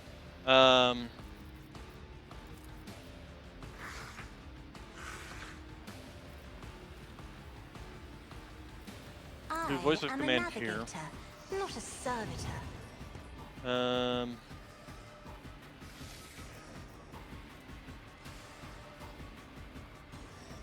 going to do. She gained the horror. She gained melting. Tactical advantage. Get back in the fight. Assign objective. The enemy marks an enemy. If the enemy is killed by one of the Master's technicians before the beginning of the Master's next turn. Okay, so yeah, we're gonna definitely mark you. Isn't this a job for the serfs?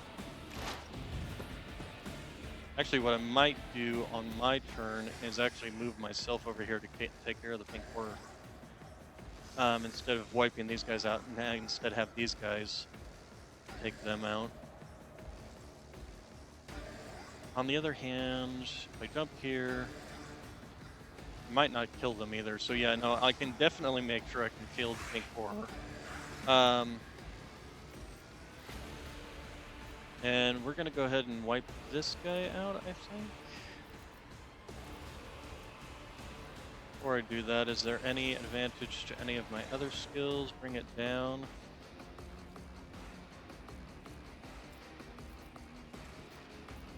No, let's go ahead and kill this guy. If you insist, Didn't Lord kill him, Captain. unfortunately. Get back in the fight. Move, move, move. I think we'll actually do that just so I can. Well, I'll get over here no matter what. It's not that far away. Haskell. I think we want to move him up because I want to move him here, so that if this guy tries to move, to like come towards me, or it'll basically If move him only into. that were possible. Oh, he's too far away. Shoot. Booger, booger, booger, schnot.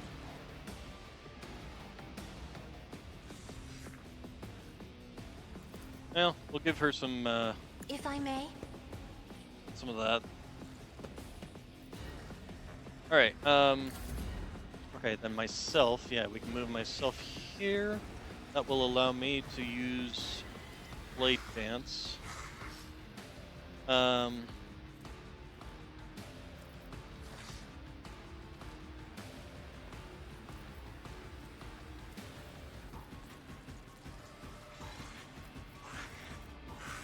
Blade Dance requires 2, so which would be better? Can only apply 1 bone. Probably this one. Who, if not me? Actually, that should. Would that put me at 3? No, it wouldn't. Okay. All right. So then, anyway, we'll come here. We'll do the Blade Dance. I'm not within range of anybody else, so should be able to do this just no problem. The best defense is a good offense. You should have thought twice before crossing me. Did not kill it, and it still has 80 health.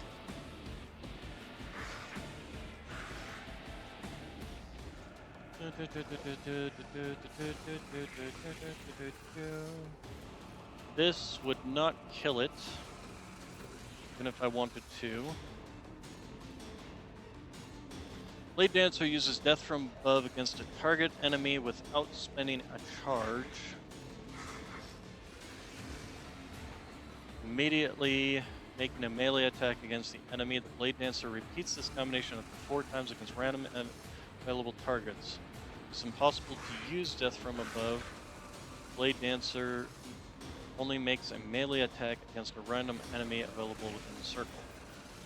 I think it would be worthwhile ending this guy's life. Oh wow. Holy crap. What kept him alive? Fresh injury, Eye of Oblivion. Every enemy the navigator has in their line of sight has a... Okay, well, yeah. Sensory deprivation. Blinded. Okay, these are enemy effects. Allied effects. Okay, fresh injury.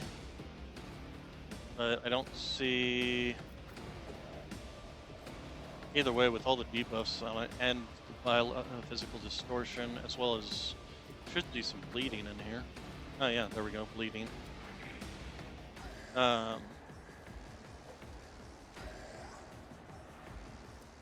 could die on its next turn, so that actually did work out. In which case I don't need to trigger this. I can save it for probably Abelard to have him just come in and start beating the crap out of everything. He ran away like a coward because he's untouchable. Ow. Hasten. He's dead. Okay, you're going to make life hard. That's annoying. Alright, so we're going to move you up. Actually, let's see. Does this trigger movement? No, so that's what we're going to do. We're going to move you up. We're going to Death Whisper on you. Goodbye. Then you're going to move over here. So, this is Pink Horror's next turn. He's gonna die probably. Okay. Let's go ahead and do. Let's do this as a matter of fact, I think. The undesired knows comprehends. Okay. You. Give you that. Alright, and then, oh shoot, I was gonna do a shoot. Okay, well.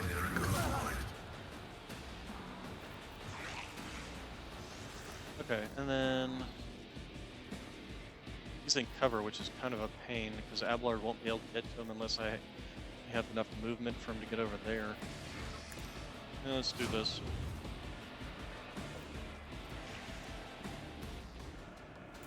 Well, he can charge over here. Oh, he can make it over here. Okay. So here's what we're going to do. Move you here. We will charge this man. We will harsh shove.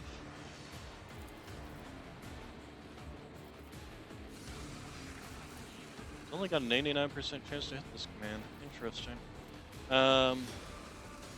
Warrior's next melee attack deals armor penetration and more damage.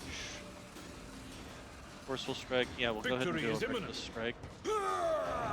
And then we will Thunder Slam. Mainly because I also want to destroy his cover. There we go, he missed. Now we will trigger his Daring no Breach. matter the cost. And we will just start pounding on I this will guy do my until he duty. dies. And At your beck again, and call. sadly did not kill him. And then again, there we go, now he's dead. And then we will come over and come right here, that way we can force both of these guys into I've seen worse battles than this in my time. this, so we will go ahead and hit It you. will be done. An exemplary strike. Okay, very nice. And then we'll go ahead Victory and is switch to imminent. defensive stance. Gains 10 plus 2 and 2 times the number of unyielding beacons. Parry until the next turn. Percentage-wise of parry. Okay, and then if they try to attack him, they will cause him to inflict attacks of opportunity. Okay, well, that was dumb of them. Oh, and that was pretty stupid, dude. Oh, twisted warpath, twisting path, interesting. All right, well, go ahead and just pop him in the head, please. You missed. Okay.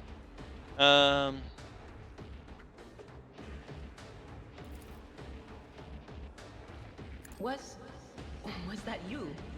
Or...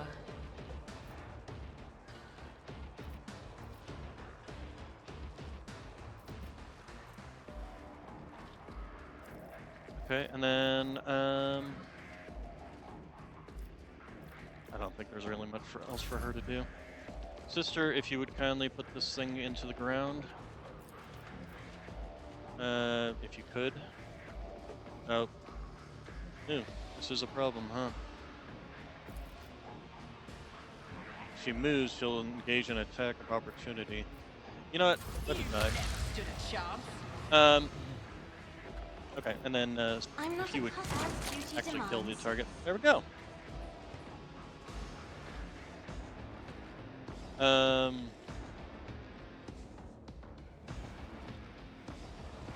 There's still an enemy somewhere. Oh, right, pink horrors. Forgot. Hey. All right. Well, attack of opportunity. Another enemy Okay. down. That's from above. That's one down. We're not even gonna need to use our. I'll make it happen. Yeah.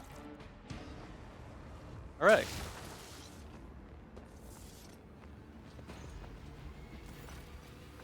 Rushes to blast the living cultist and silently, furiously punches him in the face.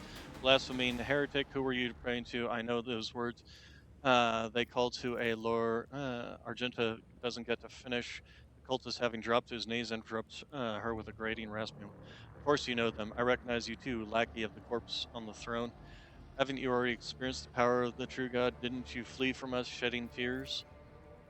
Argenta recoils as if from a blow, but then steps forward, grabbing the cultist by the scruff of his neck, and makes him look into her eyes, burning like embers. I am one of the Adeptus Sororitas, and I have never, not once in my life, fled from heretics and betrayers of humankind.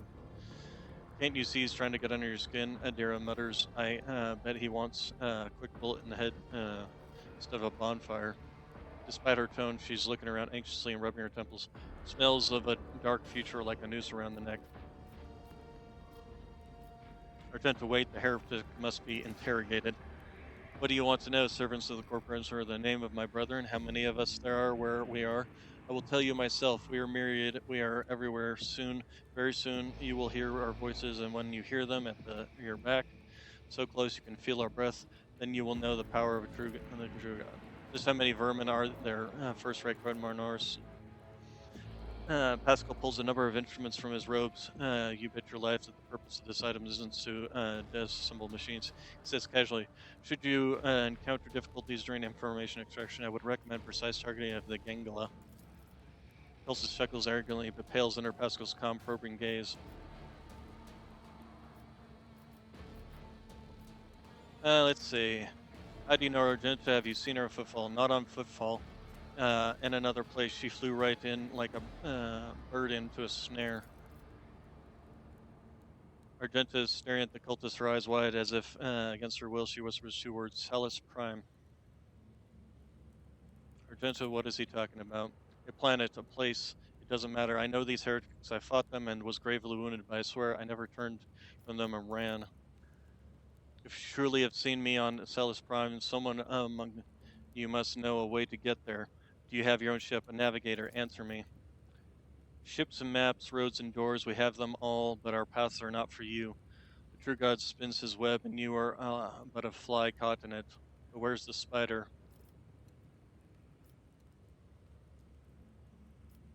I need something more coherent. Rogue trader, we won't get anything from this madman. For my part in the story, I will tell, but not here, not in his presence. Or what is this true God? You will know in time. Blah blah blah. And you can kill me, servants of the corpse emperor, but you cannot stop the victory. Blah blah blah. That's it. We've fulfilled Reverend Herman's inclusion, which means I am now free. I will continue my travels with you, rogue trader. Before we leave this den, let us round up the remains of the blasphemers. I would like to cleanse this place with purifying flame, but perhaps we can find clues that might help us where these heretics came from, or if they have any more associates. Argenta lowers her head wearily, but it can wait. Let's meet on the ship when it's time to depart on footfall. All right, so let's go ahead and loot. Plasma pistol, we saw that. Some stub carbines, some heavy leather. Cultist hood requires heretical, so that's going to be useless.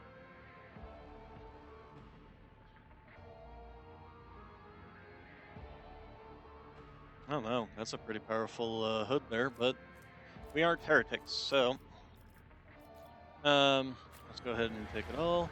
Okay, and then was there anything further? Doesn't look it. What's over here? Rise to the top, or get left in the dust. Doesn't look like anything left back in here. I think they would have something cooked back in here, but apparently not. Oh wait, there's some goods right there. Haskell, if you would kindly. Oh, what's this? Rise of Foe Hammer. Oh, so it's a better version of the Foe Hammer pistol. Sororitas boots. Raises momentum to 175 whenever they kill 5 enemies in a row in one turn. Oh, that's something she might actually succeed in doing, considering her shotgun. What boots does she do? Whenever the wearer deals damage to an enemy, the wearer has a 25% chance. I think the other boots would be better. Sororitas boots. There you go. And then what was the other thing? The other thing was the pistol, right? Foe hammer pistol. Not that he tends to use pistols at all, really. Where'd it go? Foe hammer pistol. Ah, there it is. Significantly higher damage. Worse range though. But definitely much higher damage. Oh, it's actually a shotgun pistol. Yeah. Yeah, go ahead. Because that could be very handy for him.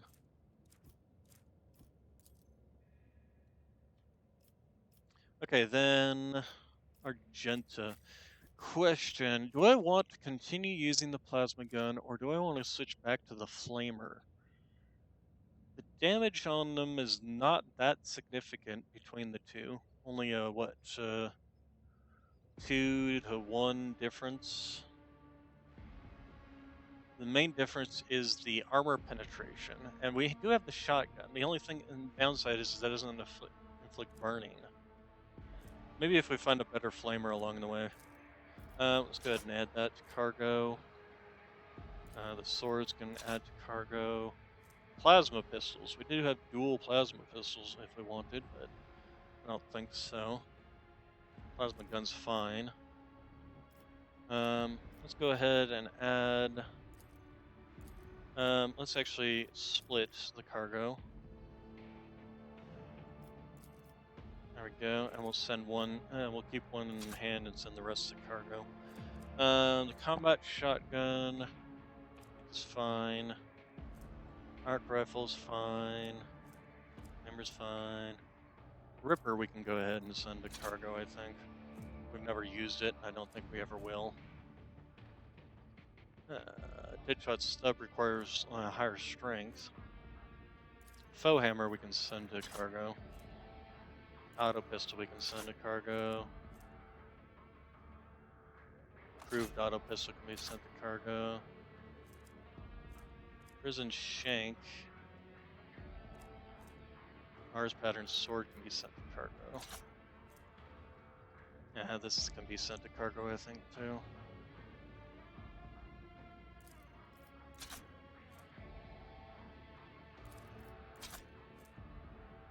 We just, at this point in time, just have superior weapons that we would put in somebody's hands, so. Yeah, same thing with you.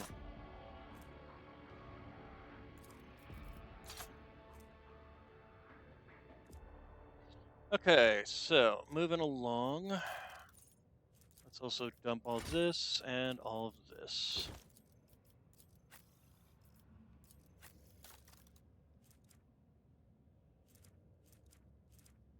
Oh, you know what?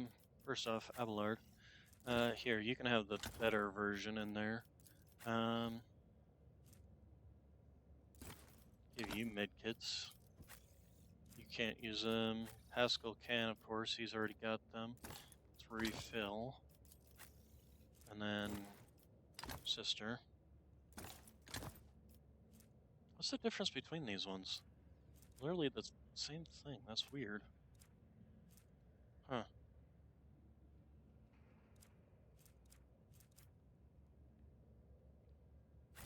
Alright. Always keep your eye on the prize.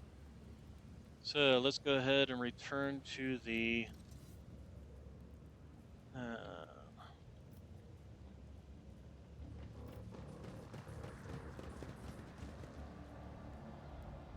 okay, so Jay, Sister Argenta has asked to talk about the while on the Void ship. Okay, so let's go talk to the guy.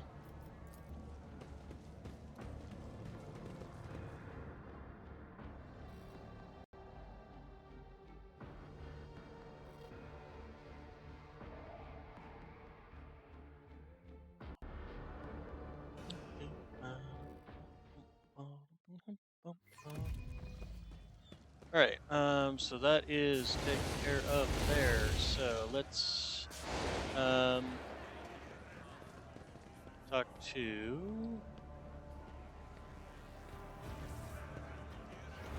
where are we going? Warehouse. Rest of Footfall. The rest of Footfall is where we want to go. I always have a backup plan. So, because I want to go talk to the person. So I figured a way to get down there. I wonder if I come through there from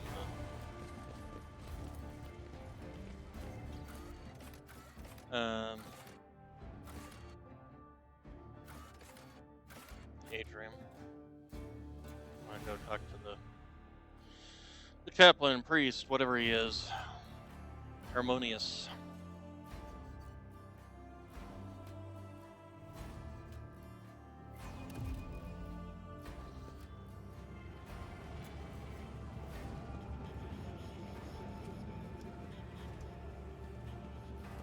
Is there money to be made? Harmonious. Your quest has been fulfilled. The cultist den in the shadow quarters has been cleared out. Grim smile brightens his features and he makes a sign of Aquil. I hope their suffering was commensurate with their deeds. Faction reputation increased. Oh, nice. Although, considering their faction reputation is like in the thousands, an extra 200 is kind of pathetic, if you ask me. But whatever. Okay. So anyway, so that takes care of that situation. Let now us let's go not ahead dawdle. and leave, and we want to go to that warehouse to go and help A smuggler with some Xenoartifacts. We want shadow quarters.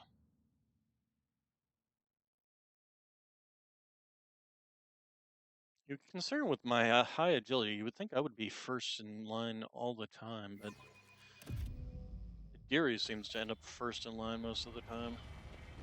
What's her agility?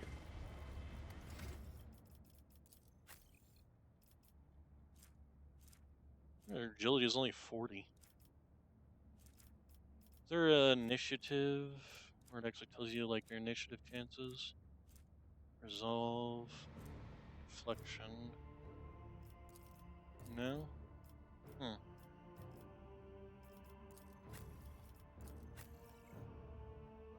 Yeah, with my agility, but then again, I've also been kind of spreading things around a bit. It's also taken us a lot longer to level up, I've noticed. Alright, so the warehouse.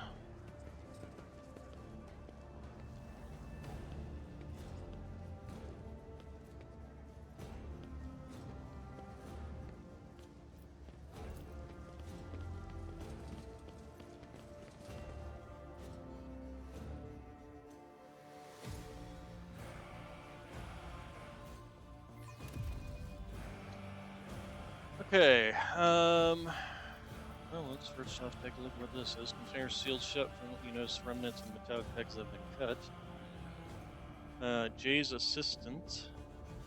Oh, there's Jay. Okay, so I'm assuming that come over here and, yeah. Shireen, I'm here. What a joy is it to see you. Follow me, please. Okay.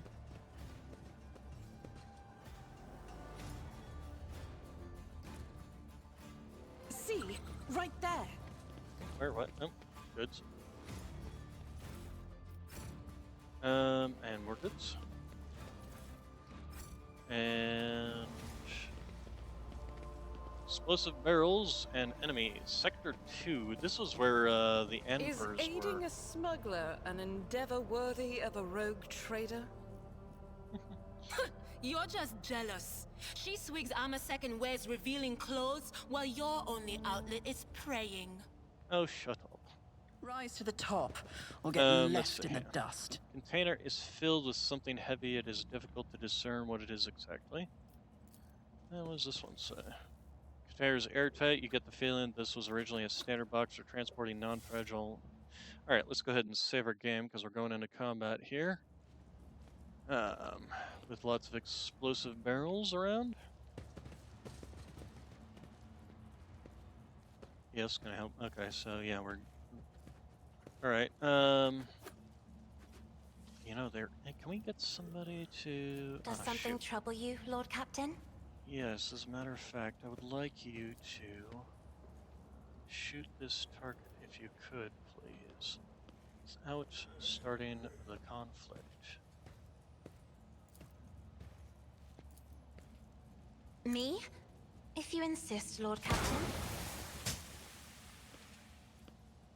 Oh, well. That actually worked out fairly well. I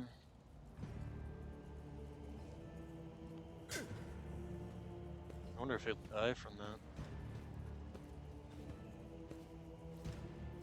Okay, Yes. Kadiri. Switch weapons, please. Sniper rifle. Can you take this one off? Because I'd like to trigger them from afar. Your arrogance will be your downfall. That's exactly what happened. Excellent. Okay, so we got some servitors. They did take some damage. We got these guys in the back. These guys in the back. Another servitor. So it looks like the combat servitors. Oh no, there's a hitman that's also... Alright, so let's start spreading our people around here. Moving you up. You actually can move up quite a bit. So we're going to move you up into this cover here. You also get to move up quite a bit, so let's go ahead and put you in a heavy cover there.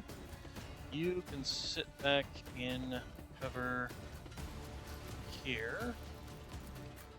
Deary, we want you to move up into cover with me, but not... Well, you get to go first again, don't you? So you can maybe move up into cover here. Though, no matter which side you're on, you're going to be near explosive barrels. The enemies don't tend to kind of shoot them, do they? And then let's go ahead and move you here. You'll move up and charge this guy probably for your first action. Servitor, no, 2 combat servitors, huh? It's 2 combat servitors, 2 servitors. Thug, thug, thug, bandit henchmen. So mainly the danger is the servitors and the 2 hitmen. Alright. Let's insert this battle. So, in theory, you can go ahead and let's go ahead and start this here. The back line. Rotate, come on, rotate. I don't know why it rotated. This gives you cover bonus, so yeah, that's actually probably not a bad one. You actually let's go do it like this. Anything else?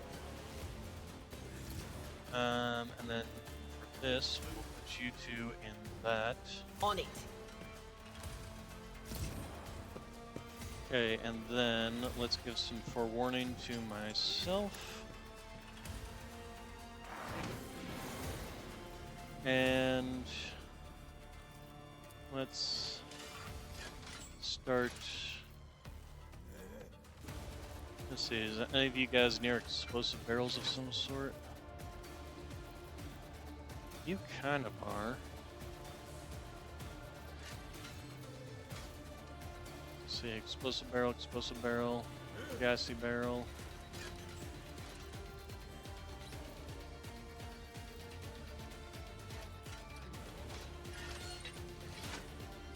And this isn't really, so let's try this barrel and see if it like blows up this cover. Can you hit it? It's a 40% chance no matter which way I use it, so we'll use just 1. Will do. Okay, it did hit them. Excellent. Didn't blow up their cover, but it did hit them. And then do a sensory deprivation on this combat servitor, except we can't see.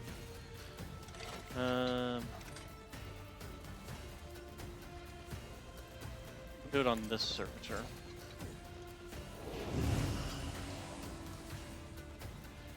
And then let's go ahead and just trigger this on him Anything as else? well. Okay. And that's going to be the end of her action. These guys are going to move up. Cora, okay. Are you a psycher? Because that looks like a staff. That was a really dumb place to move. Just saying. Okay, so from your current position, first off, let's swap weapons. You can see him. You can see him. If you were to use your... You can hit both of them. Let's go ahead and have you trigger your concentrate fire. And then use your plasma attack to Doubt is for the weak. hit both of them. Okay. Let's go ahead and do a furious recital. And go ahead and end your turn there. Okay, combat servitor's moving up. He's got a Melta. That's gonna be fun. What? Ow. What? That actually did hit you. Good lord. Okay. Ow. A reward. And we're within Let's poison make it right now. quick. Oh great, we have even more enemies. Lovely. Let's get to it. Oh, well, he destroyed that for us, which is nice. This guy is now standing in poison, which is okay, and your people suck. Jay, are you gonna die too? Okay, well that's a... wow, that was a very nice grenade. What kind of grenade was that? sister's turn again?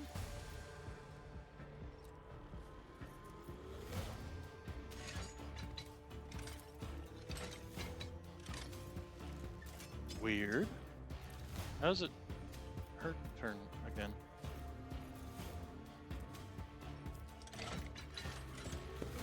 Fortunately, it's her turn, but she also... Did she maybe do some sort of... Oh, she did some sort of action on me that gave... Well, we can still do this. Actually, we can do this, which would probably not be a terrible thing to do. But it's already overheated, isn't it? No? Yeah, it overheats the plasma weapon for 2 turns. It'd be nice if it, like, listed. Well, let's go ahead and give it a try and see if she That takes is not damage. the Emperor's will. Nope, she can't see the I target. will not. Literally don't have... Okay, well, she does have a grenade. But she still can't see the target within... If I was to chuck it there? Wait, why is it...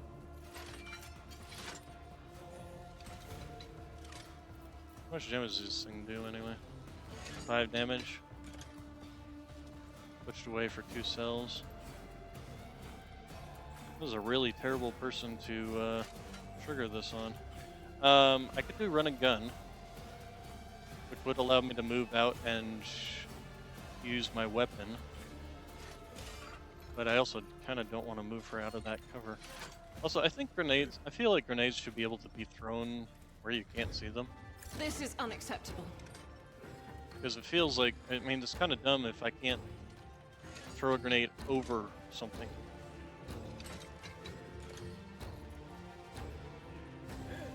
I mean, there's literally nothing for her to do. Let's go ahead and entrench. As the Emperor commands, I act. Hold on. Flesh is weak, yet iron knows no pain. You guys are really asking to die, aren't you? Let's get to it. Here we go. Damage is Ow. Okay, Abelard. I'm going to want you to move up. You can't move up there, but you can go through here. You're gonna hit the poison along the way. It will be done. Ow, but... Okay, and then if you do a Thunder Slam...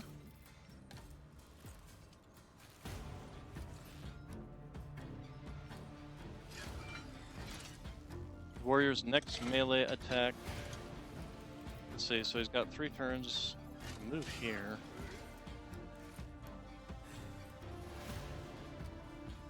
Does this work on area of effect? Well, we'll find out. Okay, and then... At your beck and call. I took care of this one. Oh damn, I nearly killed that one. Excellent. Let's go ahead and have you swap to a defensive stance. I will do my duty. Okay, and then I believe it's my turn next. So I shall move up to here and blade dance, and that should kill off pretty much everything here.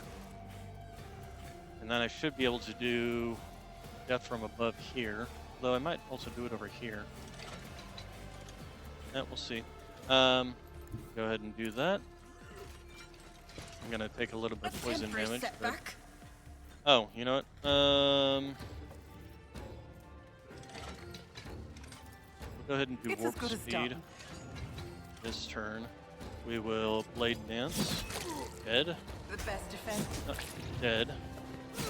And didn't die, but now his poison and bleeding should. Yep. So he'll take 8 damage. How much health does he have? He's got 9, and then the biophysical This poison deals 9 damage at the start, so he's going to die from that. And then if we blade dance here, if we blade dance here, actually I would kill this guy, damage these two. This, on the other hand, actually he can be taken out by Cassia or Pascal, one of the two. So yeah, I'm gonna blade dance to over here. Your end was inevitable. And this will also poison and bleed these two. And I think we're gonna keep that as it is. All right. So Cassia, let's go ahead and give you voice of command over here, and then we will give you get back in the fight, where we would if we could. Move you over here, and then have you two get back in the fight. Me, if you insist, Lord Captain. It will keep him from poison. And then give move to somebody. Eskel's already going to be moving up. Probably to these guys. If I may. But I want to give it to him anyway. You go ahead and move here. Advancing. And then I'll have him move here and do a AoE blast. Actually, I'll have him move here and do it, because it's going to make this explode. Okay, and then press the advantage, assign objective. I guess we can go ahead and finish this one off. Although it doesn't look like I can kill him. If you insist, Sadly. Lord Captain. Do you happen to have you got a fresh injury? You're stunned, so he's not going to get a turn anyway. Alright. So then, Pascal, let's go ahead and move you here. Heavy is the tread of his faithful. Let's go ahead and do this.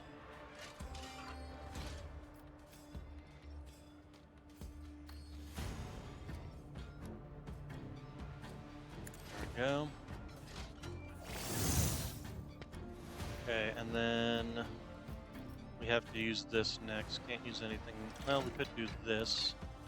So let's go ahead and do a quick attack on this guy. Won't kill him, but it might allow us to kill him this way. Request approved. Desire condemns you.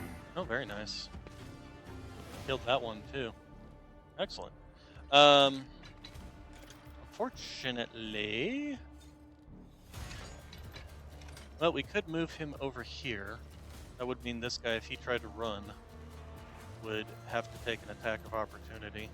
But we also do have this man and this man. On the other hand, I actually like this position because it also puts him in cover. Unless this combat servitor uses his melt gun, but that's always a possibility. So yeah, we're gonna move here.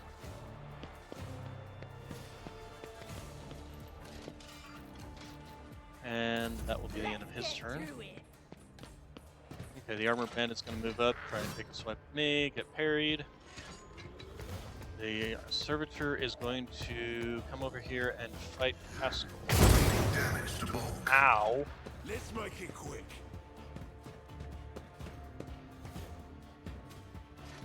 Let's get to it. Okay, he did decide to move, very stupidly. He decided to move there, of all places. Interesting choice. Ow! Also, isn't he in full cover from him? Huh. Okay, we're gonna need to do something about that. Oh man, a stun grenade? Well, okay. Let's see. Unfortunately, that means I'm gonna be before Cassia, and Cassia won't be able to. That's a bugger. Okay, this thing probably needs to go. We also need to move up so that we can actually see things to shoot. Well, I suppose we can poke that. don't suppose there's anything I can do that would kick me out of my...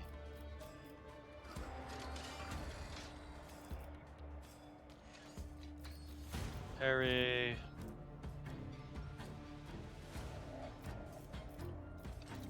I mean, if we're gonna shoot something, we might as well shoot this. Okay, very nice. Let's go ahead and put Forewarned on... I should have put it on Pascal. Sister Argenta, you can go ahead and have Forewarned. And then... do that. And can you see him to assign? No, you can't. It's outside of range. I suppose we can do this.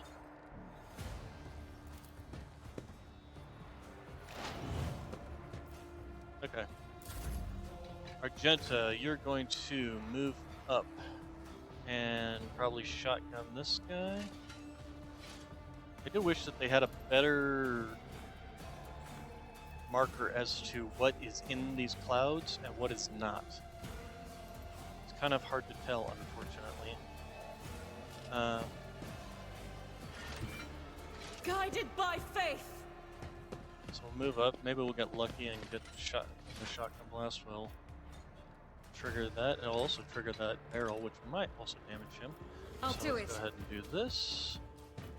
And As the Emperor commands, I act. okay, and he took the lead. Which didn't kill him, but knocked him down, and on his next turn, the bleed will kill him.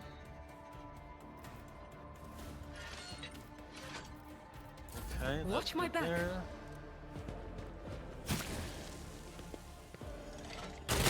Bleeding. Oh wow. Going Oh, she's a somewhere. gunslinger kind of thing going on. Nice. Alright, so Abelard, I'm gonna need you to move up here and charge this man. This guy's still alive, but he's not bleeding, so he will get a turn, but still. We need to move up here and charge. Yes. A tactically sound approach. Ouch. Okay, very nice. Let's go ahead and do a reckless Victory is strike. imminent. And just hammer. Indeed. There we go. Okay, that one's dead. Okay, and yeah, I didn't get, dang it, that's annoying. Alright, so here's what we're going to do. We're going to move. I'm afraid not. They can't act. Okay, so then we will... Let's see here, so... We're going to move her up here. Step aside. The navigator is coming. Okay, then we're going to voice a command. I am a navigator, not a servitor. We're going to move. That is foolishness. No, we're going to... I'm not accustomed to back in the being fight. ordered around. You know what? We're just going to do finest hour. In the name of This House guy's gonna Orselio, be I really shall prevail. unhappy with life. Also, is there any more enemies, or is that it? So here, we're gonna move here. Taking calculated risk is my second nature. There is some warp screwery going on here. We will Who, if not me? just, and then, I'll see to it. Another enemy down. okay, that was it. What a mess. Thanks, Throne, we didn't come here with just the three of us. Yeah, considering like 3 of you died out of that.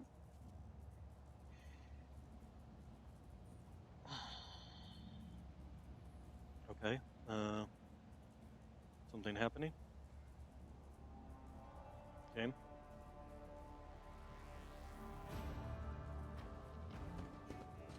Okay, he ran away.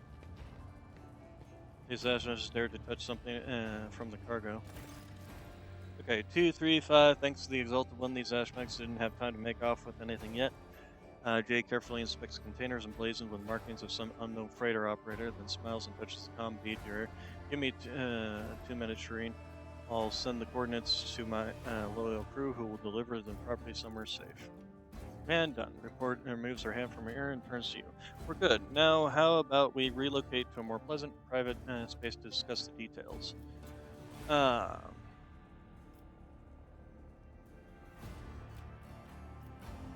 we're just going to leave the rest of the cargo. Nothing to worry about after all the ruckus we've caused here. I doubt anyone will go anywhere near the containers. I am, however, infinitely fired by your concern for my, now our property. I don't want to leave quite yet. I want to loot. I want to loot. Stop right there in the name of the liege, not who immediately stepped into. Your Excellency, please forgive my most noble. I never expected to encounter such eminent personnels in this corner of football. Most noble Excellency, she pursed her lips slightly and shoots you a confused look. I am Vladimir Tokar's personal agent. I came here to remove from criminal circulation a shipment, the distribution which is banned in the lands of footfall, horrendous xeno-heresy that has been fraudulently delivered to a bastion of the Holy Imperium. He looks at Jay. I do not doubt for a moment, most noble, that your presence here is merely a misunderstanding brought about by another's manipulations. Commerce test is too great a coincidence that the Liege's representatives should arrive in the shadow quarters just after Jay has recovered her rifle spoils. It seems that the guards reported the problem with the shipment over the Vox, and not to just anyone, but to the Liege's personal agents. Vladiums. Tokara knew about the shipment from the start and planned to take it for himself and get rid of Jay if he could. Behold the grubby underhead struggles between cold traders. And had it not been for your impromptu deal struck in the bar, Vladium. You're absolutely right. I have nothing to do with the shipment or the woman sent. Jay Hare, the owner of the cargo, is presently under the protection, under a rogue trader's protection. Tell your master that he should think twice before crossing. This cargo belongs to the House of Von Valencia's dynasty. Is Lord Carcara trying to encroach upon the property of a rogue trader? Let's see.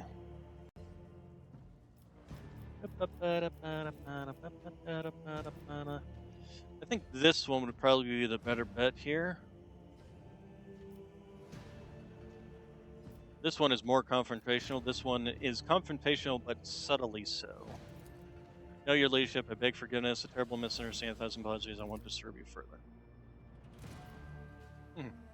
Wish I could see Vladim's face when he finds out that he almost stepped on the toes of one of the most powerful people in the Expanse. Listen, I'm genuinely sorry about this confusion. Vladium.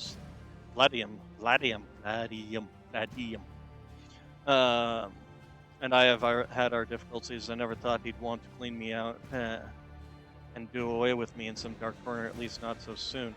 If you hadn't agreed to our deal, Shireen, my gang and I would already be floating in orbit around one of Footfall's asteroids. I'll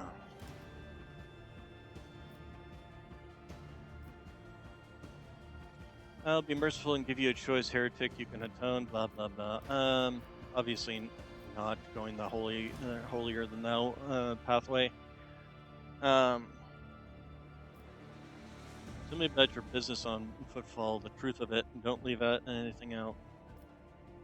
I think I'll see about exalt the blessed one in your entire dynasty. Wouldn't say no to marking the occasion properly.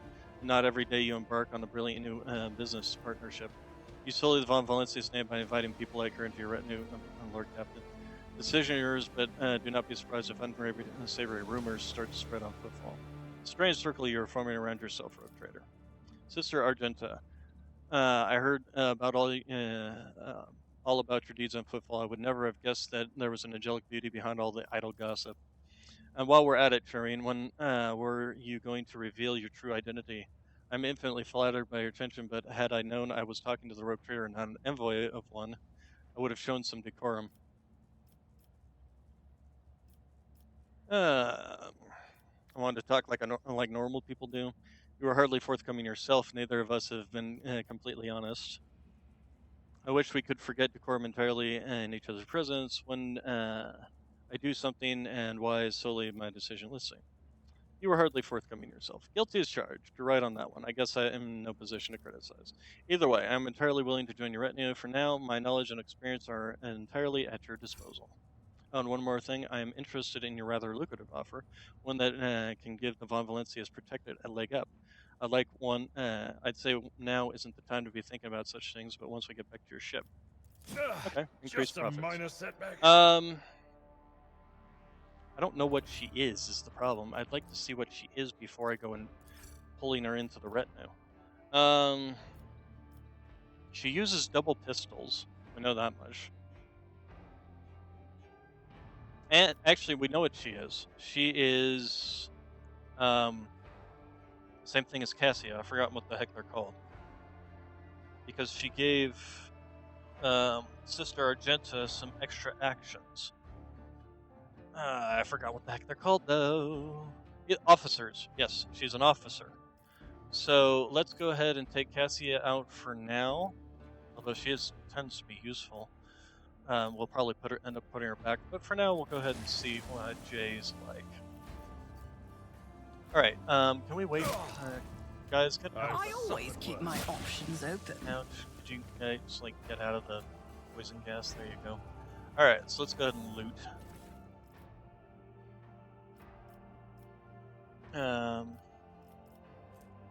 Mesh vest, but requires heretical following.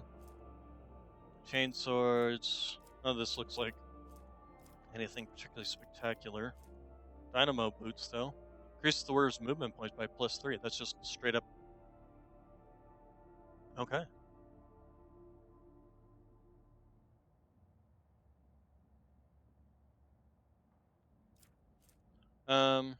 Yeah.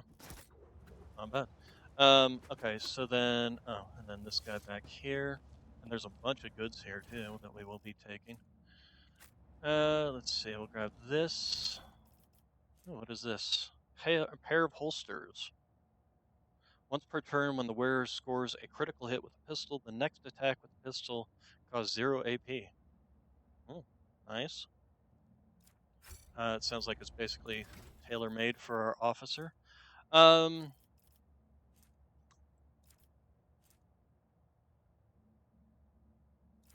Grand Strategist is what we made.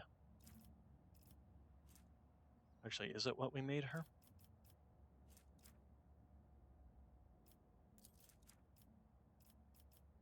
So what do we got? We got Voice of Command, Finest Hour, which that's bring it down, move, move, move. Finest Hour, of course, the upgrade for that. Take Aim.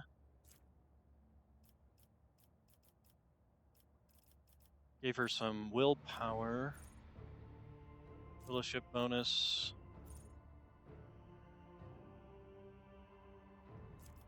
Wish I could respec some of these.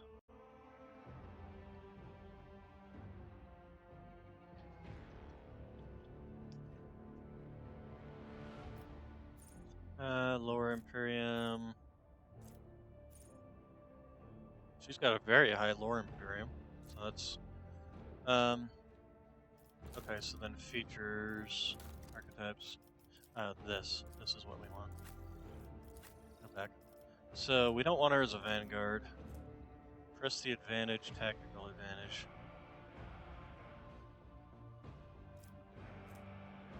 Combat tactics.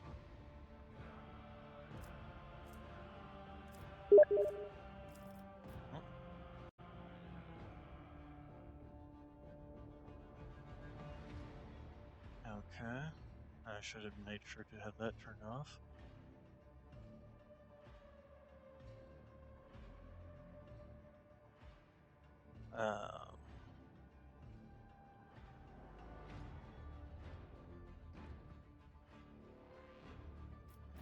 Okay. Let's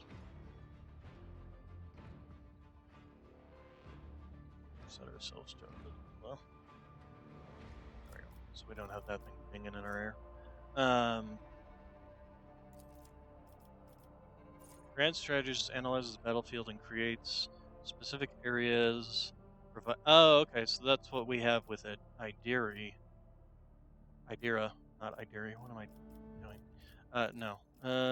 Master Tactician. Pretty sure that this is what we gave to Inspire. Yeah, this is what we gave to what's her face. Finish the job. Assign objective. We could do the Inspire.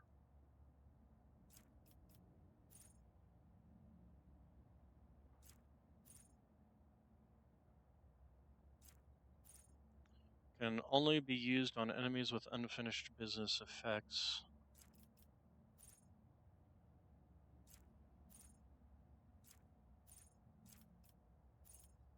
Hmm.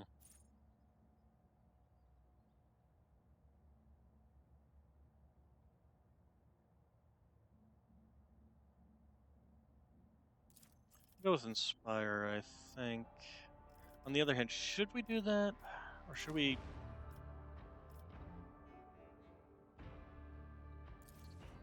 go with Vanguard?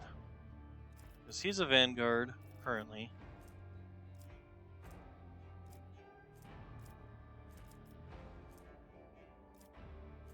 But if she's going to be out running around shooting at enemies, let's see what her loot is. So she's definitely first off using a Shuriken pistol. Shouldn't she have Eldari's skill for that?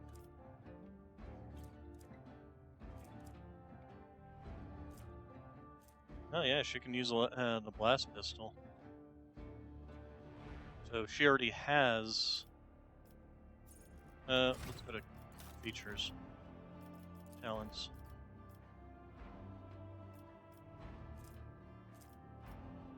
So she already has Drukhari weapon proficiency and Eldari weapon proficiency, as well as dual weapon combat, gunslinger. Enjoys fighting with weapons in both hands. The attack from the second hand, depending on which hand she attacked with first in the round, does not cost any AP. Well, if I'm going to have her replacing my... Well, I could have her replacing Abelard and have her go Vanguard.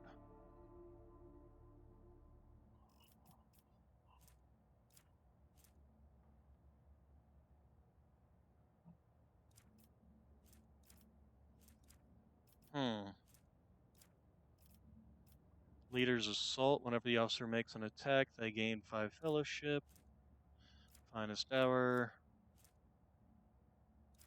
March. You know, the officer uses ability that grants movement points to the target. The officer also gains half that number of movement points.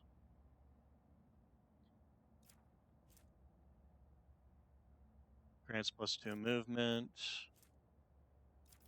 Could be interesting.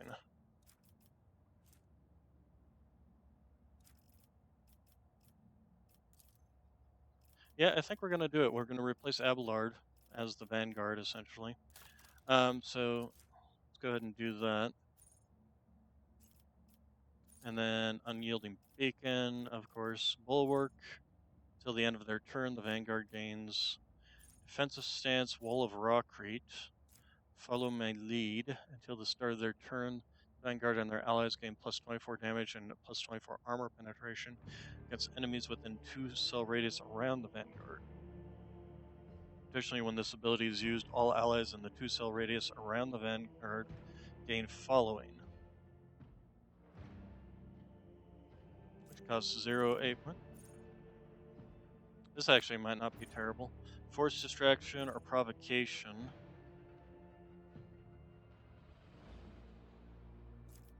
I'll go with Follow My Lead.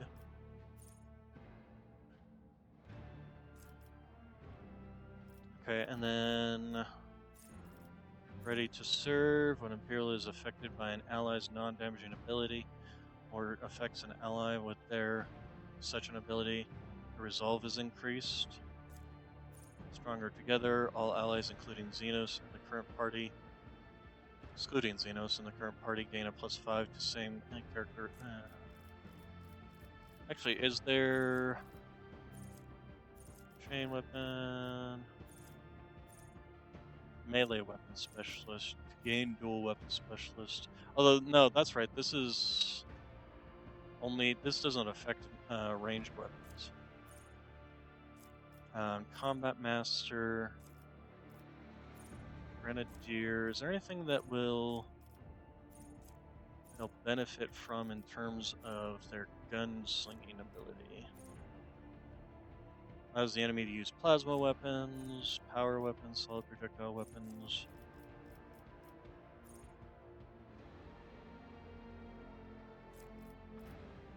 Las weapons.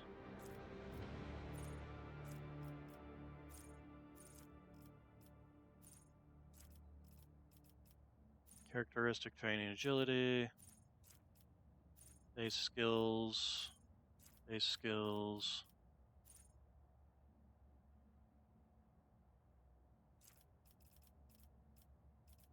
Stronger together.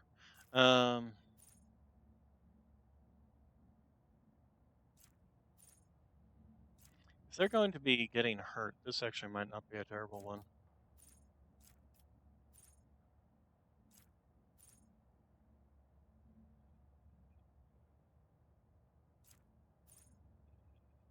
No other character in the current party has the same archetype as this ability. It's hard to say, really, as to what they might benefit from.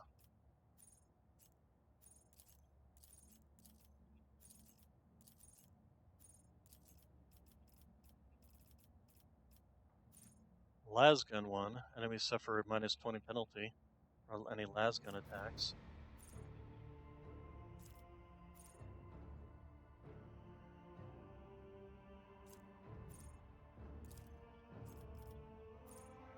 She is using a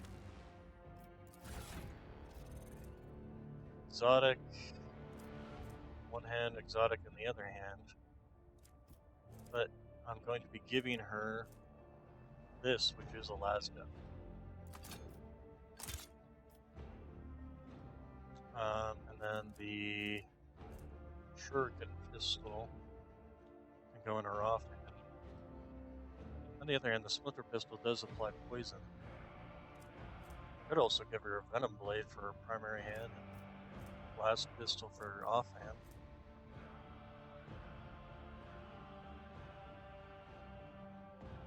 Oh, she already has an Eldari chainsword. Interesting. That doesn't look like it's... It looks like somebody took a human chainsword and just slapped some Eldari crap on it. But she can use this in her offhand.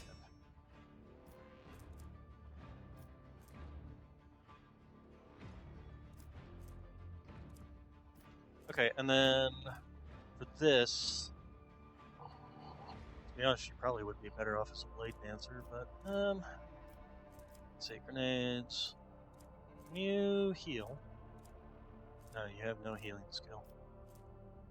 Probably because you started off as an officer. Oh, we also need to give her better armor. Where's all my medium armor?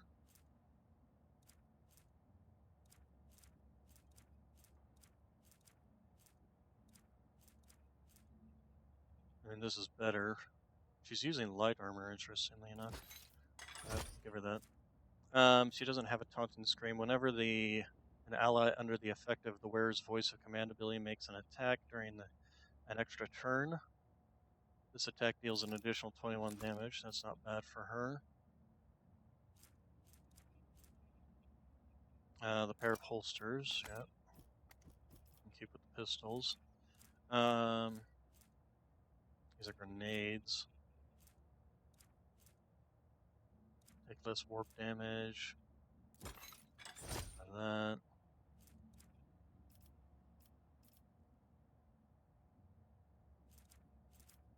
What's this?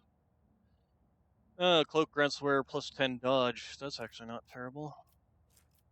Alright, so let's go ahead and finish leveling up. And then I think probably give her the las pistol. Right. What were we doing on this? Follow my lead. And then the las pistol. Upgrade.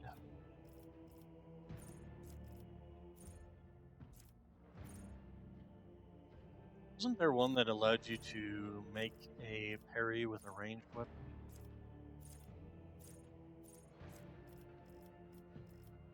May not be something I can do in this.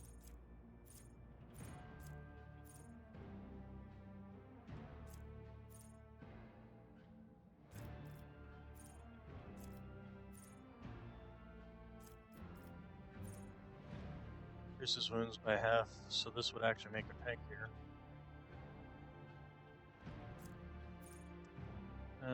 Let's see here.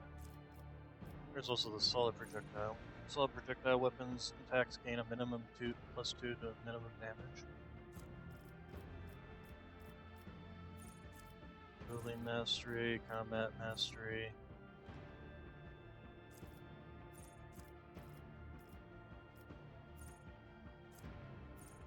Give her plasma weapon expert proficiency so that she can actually use the plasma pistols. Or I could give her flamer weapon expert so that she can use hand flamers.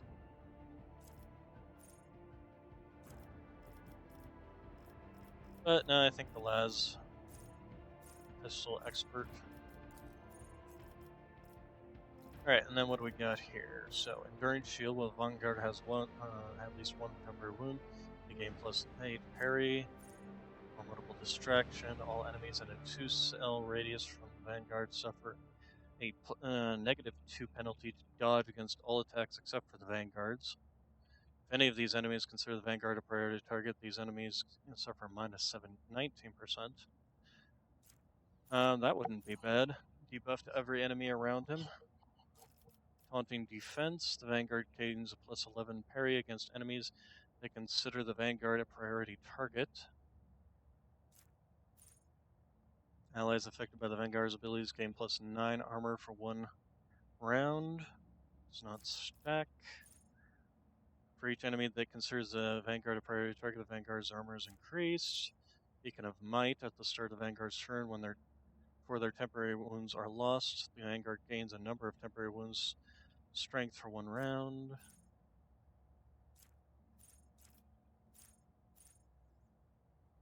Whenever an ally uses following, that ally gains +19 before damage against enemies.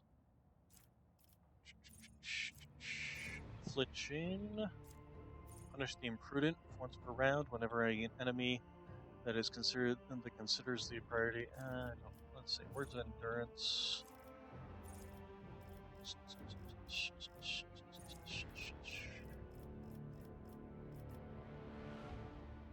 Okay, let's see here. The endurance shield would not be. Let's see, formidable distraction actually would not be terrible. Basically, make the Vanguard a walking debuff. Taunting, Beacon of Might. Okay, let's go ahead with the formidable distraction. Okay, I need to take a small break, get some water. I will be right back.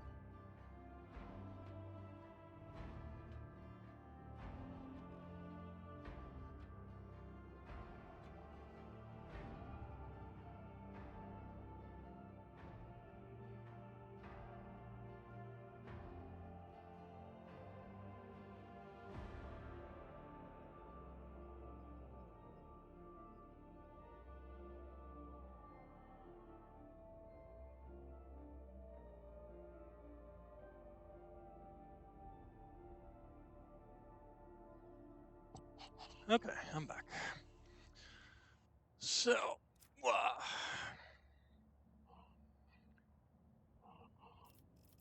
next, Abelard.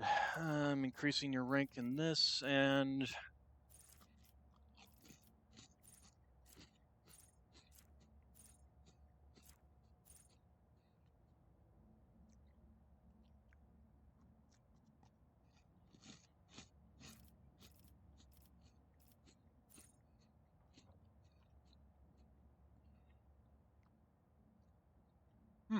this actually would not be bad since he's got the defensive stance.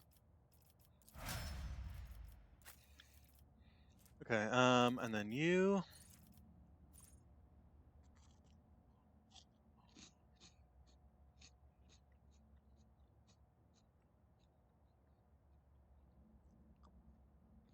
Hmm.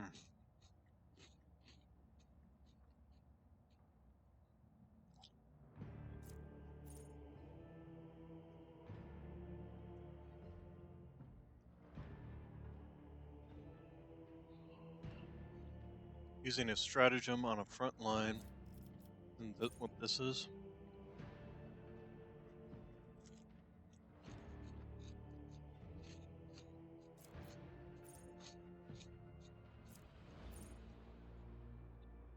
Using a stratagem on the rear. Makes them low priority. Using a stratagem on combat tactics area. Using a stratagem on a combat tactics area grants all allies in the area +3 deflection. It's not terrible.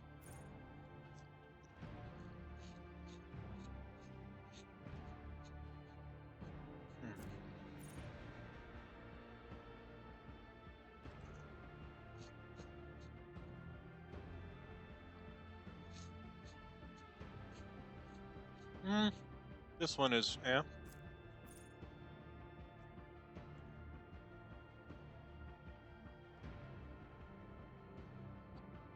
This one would not be terrible. Every time a combat tactics area is affected by a stratagem, all allies in that area gain a +1 MP for the following turns. That means I could slap this down on top of my frontline people and give them an extra MP whenever I trigger it with this.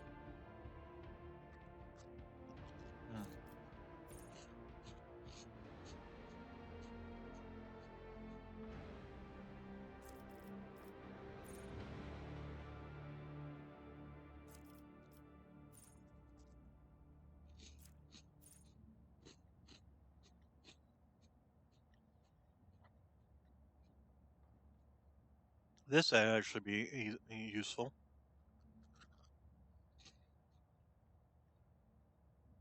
No enemies in the back line, and they get an extra, or they use less AP to fire.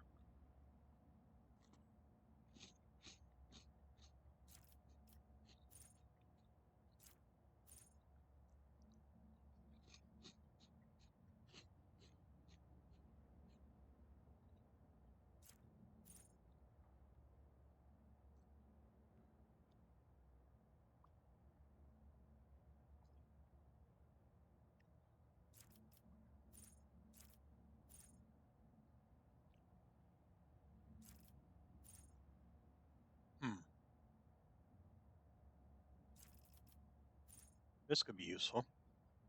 First stratagem used. I mean, I only have one stratagem.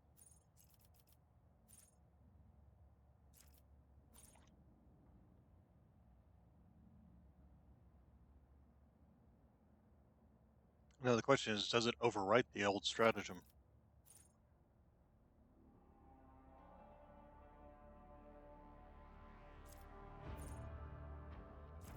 I actually think I like this one. Backline. Okay, Pascal, what do you got? Assassin. An eye for the unscathed. Whenever the assassin attacks an enemy that is at full wounds, the assassin grants +20 dodge and dodge reduction against the enemy until the end of... That makes no sense to me.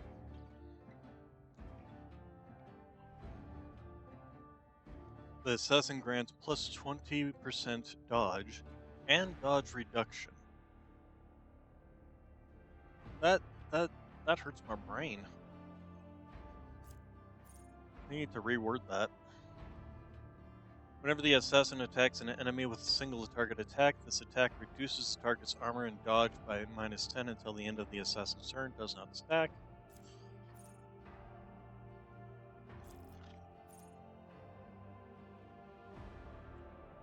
Hemorrhage effect dealt by Death Whisper deals an extra 10 damage. That would make it 14.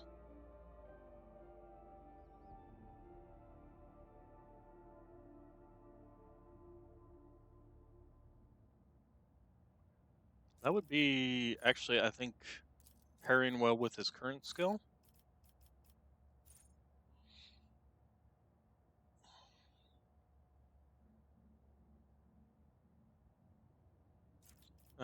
Disarray. Whenever the assassin deals direct damage, the target must pass an agility resistance or a -6 melee or become slowed until next turn. Esquiv.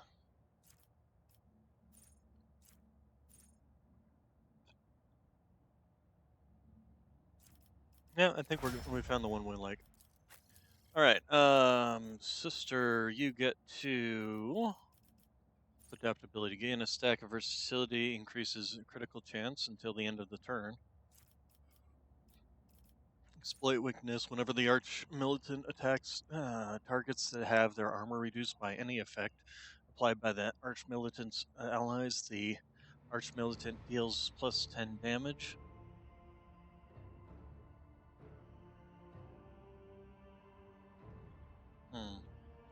Preferred targets. Whenever the arch militant attacks targets that have their dodge reduced by any effect applied by the arch militant's allies, the arch militant gains a 10%. Actually, her. Your skill. This one. All enemies within 2 cell radius have their dodge reduced.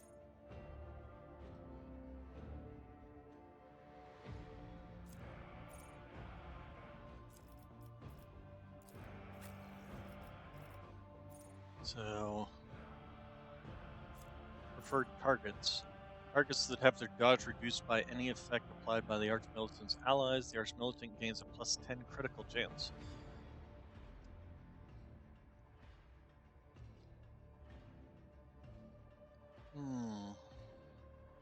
This also applies to parry. Custom glory. Whenever the Archmilitant or their allies use a heroic act or desperate measure, the Archmilitant gains +1, +10 damage to all attacks until the end of combat. Killing an enemy with a melee makes all Archmilitant range attacks this turn cost -1 AP. Well, she's not using melee, so that's kind of pointless. Every round, the first single target ability used by an ally on the Archmilitant grants +1 action point to the ally.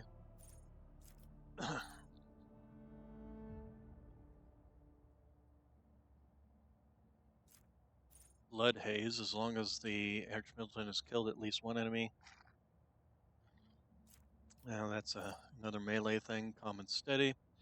While under the effects of Confident Approach, the Archmilitant keeps half of their usual bonuses from versatility.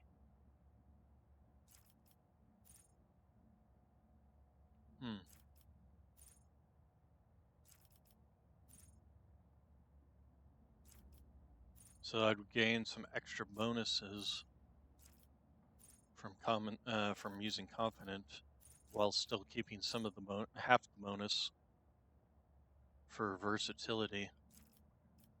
That's not terrible. Here we go. This is what we want. Close quarters training. Archmilitant can use two-handed ranged weapons within melee, but has a -10 to ballistic skill. That is actually what we want. So now she can use either the flamer or the plasma gun or whatever other two-handed weapons we give her, besides the shotgun, in close quarters combat. So, yeah, that's definitely a benefit to her because that'll allow her to basically be in melee range. Right, now as for myself, again, I did pick the warp ability. Wasn't there another warp ability we were wanting to snag?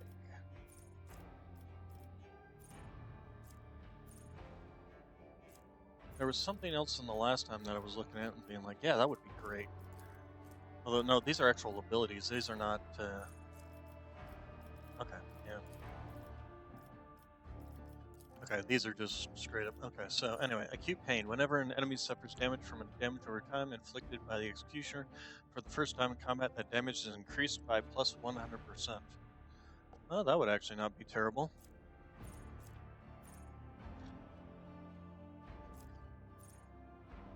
All-encompassing agony. If an enemy suffering from any damage, executioner's damage over time effect is suffering from bleeding, burning, including the effects inflicted by a pyromancer or a navigator, and toxin, including the effects inflicted by the biomancer, at the same time, all the damage over time effects deal plus 30% more damage to that enemy.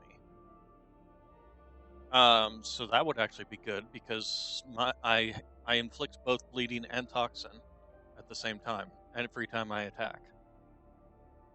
So they would always have an increased plus 30 damage to that enemy from their damage over time effects. The maximum number of wounds for the executioner depends on their Medicaid and stuff toughness, which I don't have. At the start of the round, all enemies suffering from damage over time effects inflicted by the executioner have their incoming damage over time from any sources increased by plus 20% stacks. By plus 20%. It stacks. Battle of attrition. Bloody trail. While moving, all bleeding enemies leave a bloody trail on the ground, which remains for one round. Moving through these bloodstained cells costs the executioner 0 MP. We did consider that one before. I'm kind of leaning towards this one or the acute pain because, like, if they just die from the first time they take their dots, assuming I don't kill them outright. When using Scourging Strikes, the Executioner's melee critical hits inflict 12 levels of bleeding on their target instead of 8. Oh, okay, so this just straight up makes my bleed superior. Or on melee critical hits. Keep that in mind. Does it hurt? All damage over time effects inflicted by the Executioner gain a 30% critical hit chance. No, I don't think that's particularly useful. Pain Resonance. I can't obviously use that. Bleeding Stigmata.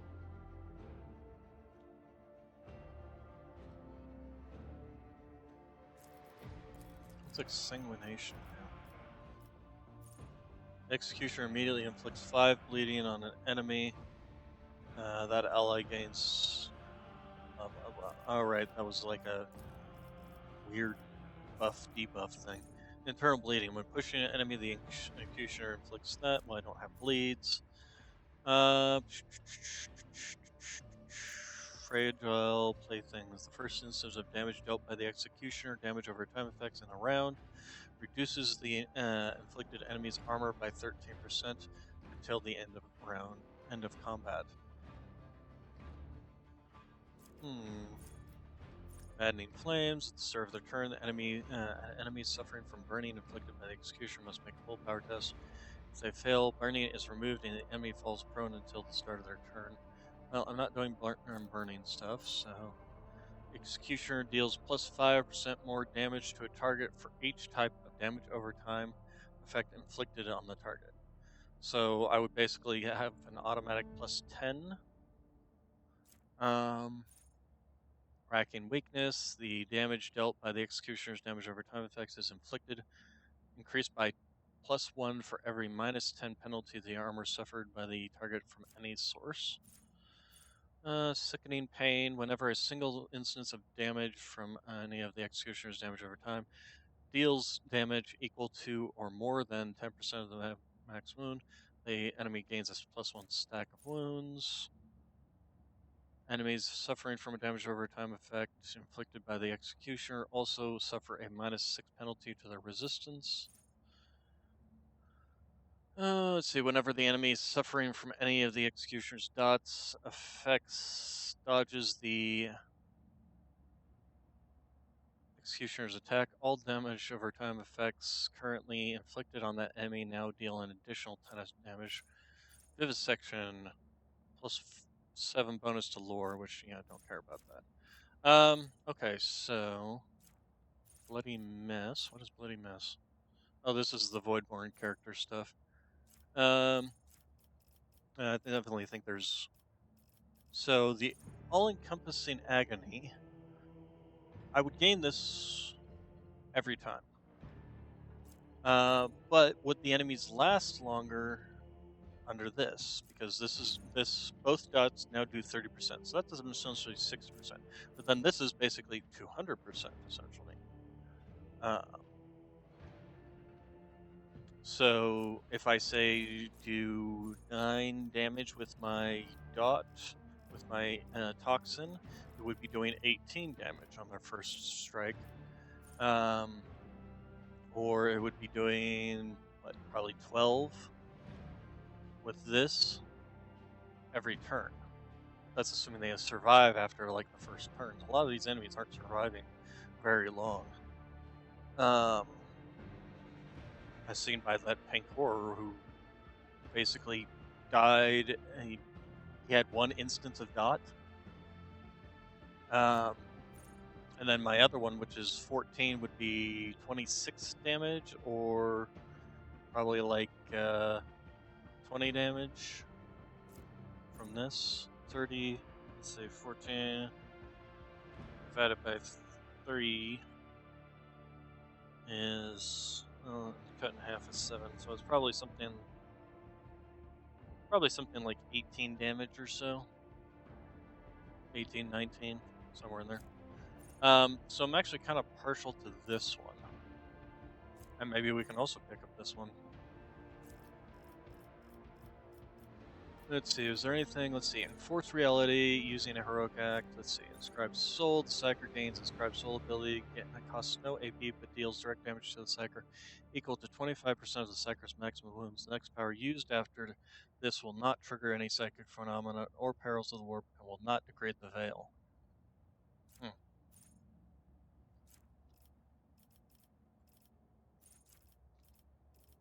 Is there anything in here? Actually, didn't we had Sparks of the Greater Flame, which is all damage over time. Effect applied by this gain a plus 15% critical hit chance. Its chances increased by all the bonuses to critical hit. Relentless Blaze, when the Psyker is burning, that's every time an enemy suffers damage from the Psyker, the enemy's armor is reduced by 5%. If the enemy's armor is already 0, the deflection is. Now that would not be terrible. Fire Within, every time the Psyker kills or scores a critical hit against creatures in one combat, the Psyker's next attack, including. No. When the Psyker uses a psychic power, all the enemies adjacent to the sim suffer 8 direct damage. This also happens when the Psyker suffers damage from burning, bleeding, or melee attacks. Body of Flame, the Psyker gains plus 24 armor against fire damage, and half that against energy damage. Blazing Inferno. Psyker's critical hits increased by +1 until the end of combat. Every time the Psyker deals damage by any means.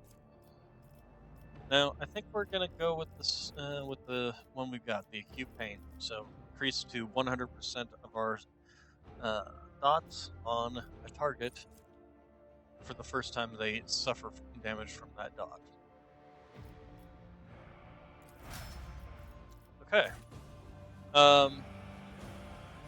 Alright, let's continue looting all the goods around here. Let's go ahead and look back here. This is intriguing. Yep, there's something there. Just some more goods. Okay. Has everybody's health been fully? Yes. I always have a backup And then we plan. need to swap out Abelard for our other officer.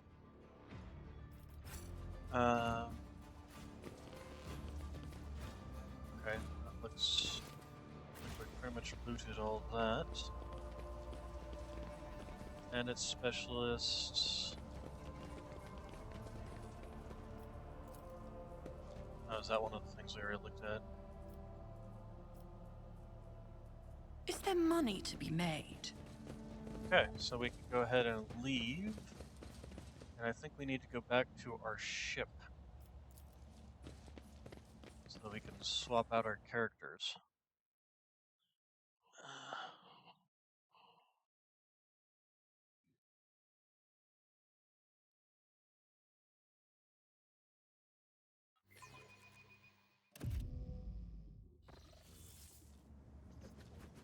Okay, so let's... Closest pathway, I think. Okay, so we killed some cultists. I hope we did find that other entrance, did we? Let's go ahead and go back Let us not here. dawdle. We can use this to go back to our ship, change out our crew.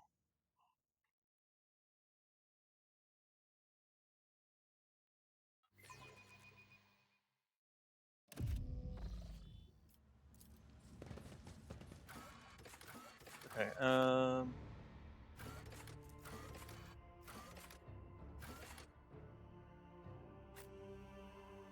guess we have to go to our ship specifically.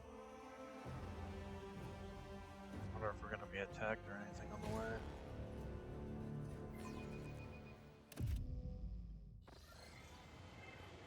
Object identified, Lord Captain Romano von Valencias. Unit Opticonic senses official ready invite you to synchronize communication. Synchronous communication. Okay. Convergent point, Dock Alpha, Row, topic, discharge of contract, Magister Theta. Discharge of contract. I mean, we already talked to the guy, so. Magister Theta, I remember that contract. Theodore made it 25, 30 years ago. And I'm certain that we never received. We filled up Promethean tankers. Okay. Always keep your eye on prize. All right. Where are we going? Up on two, straight through. Okay, let's go talk to this guy.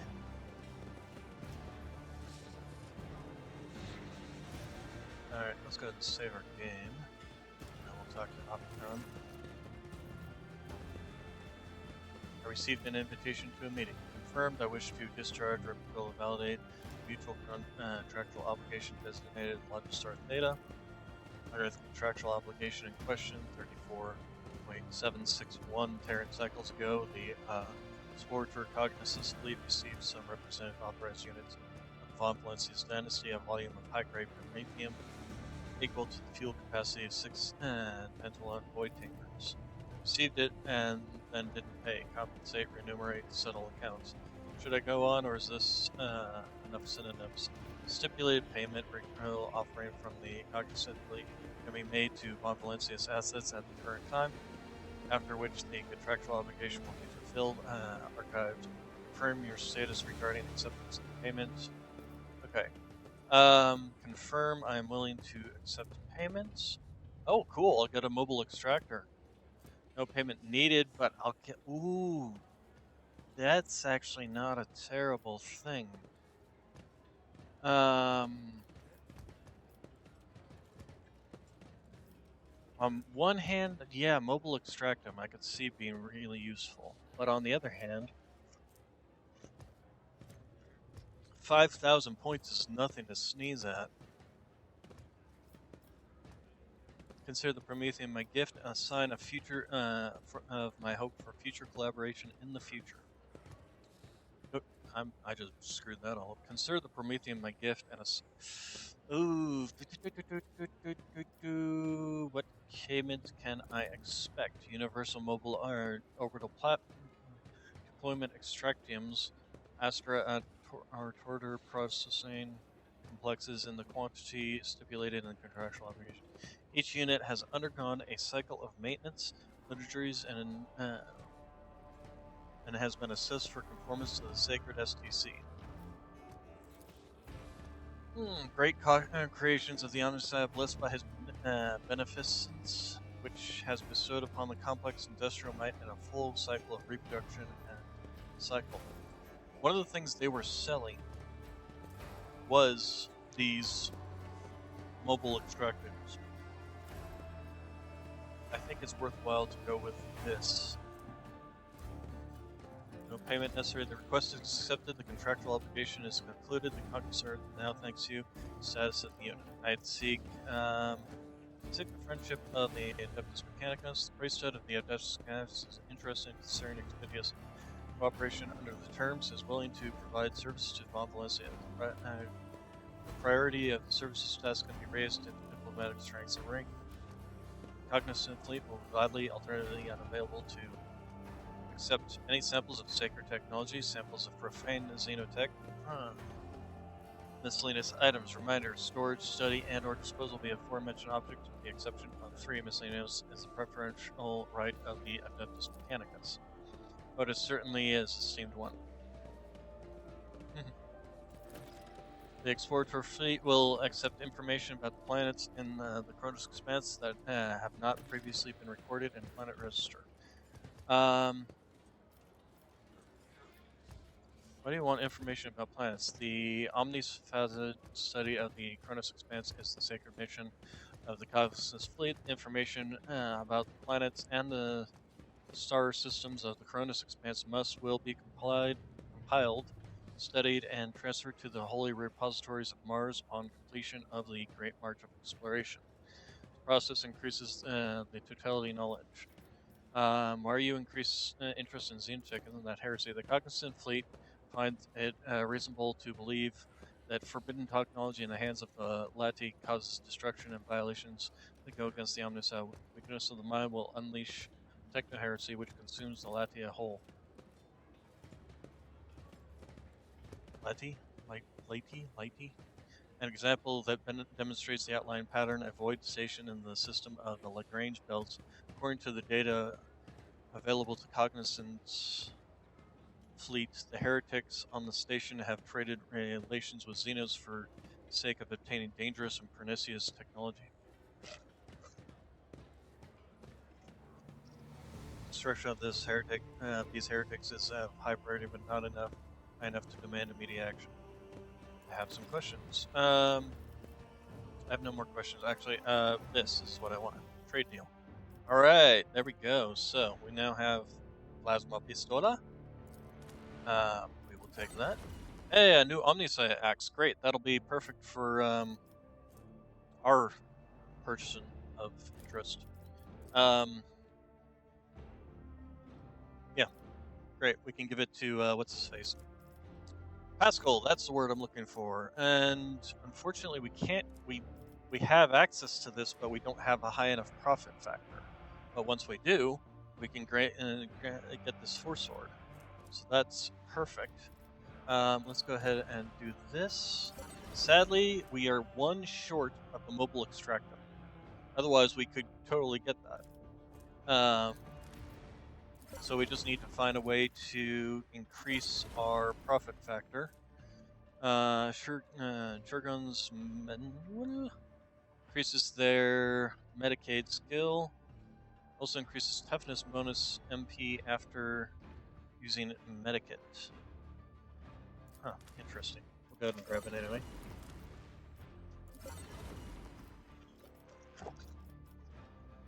So yeah, I definitely think that extra 5,000 was the way to go. Because it definitely increased our ranking here, for sure. Power X, huh? Heavy plasma gun, that would be nice to get for the sister. Arc rifles. What else you got? Deadly repeater. Sniper rifle of some sort? Yeah, it looks like a sniper rifle. It's got dead shot on it. Force field emitter.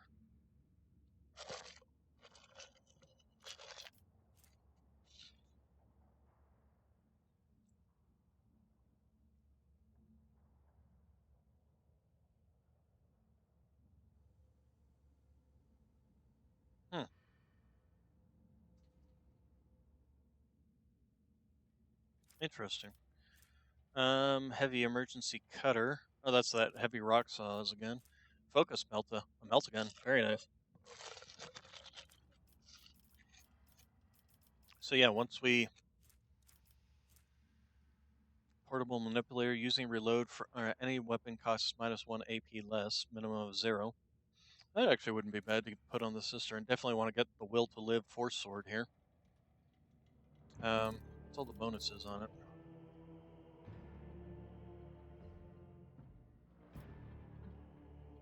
Enemies adjacent to the wielder have their toughness reduced by -2.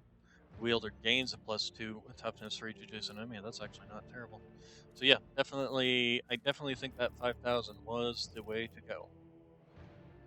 All right, so let's take a look at our Omniscion worshipper, and we will give him the axe, which is superior in pretty much every respect.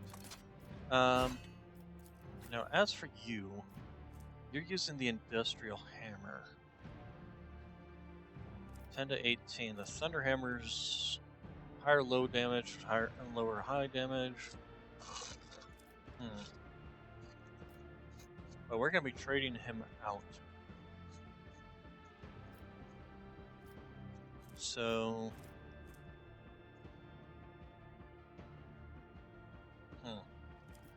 tough decision. And of course, you are using Xenos weapons.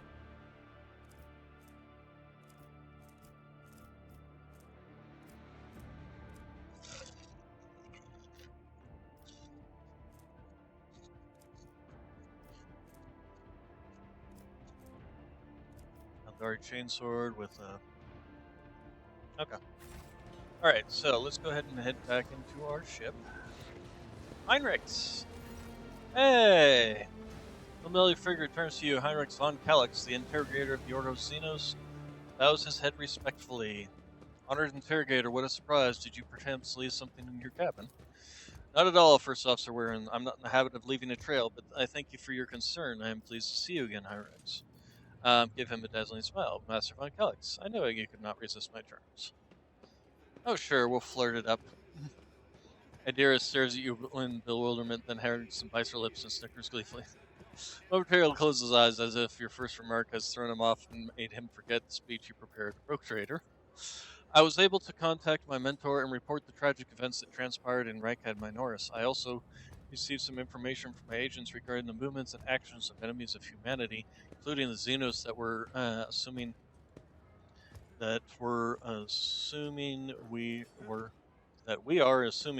were involved in the thefts of the star. According to their findings, the threat now hangs over other worlds, this time yours, Lord Captain. Heinrichs clears his throat and begins at pointedly official tone. By the order of the Lord Inquisitor Xavier Calcazar,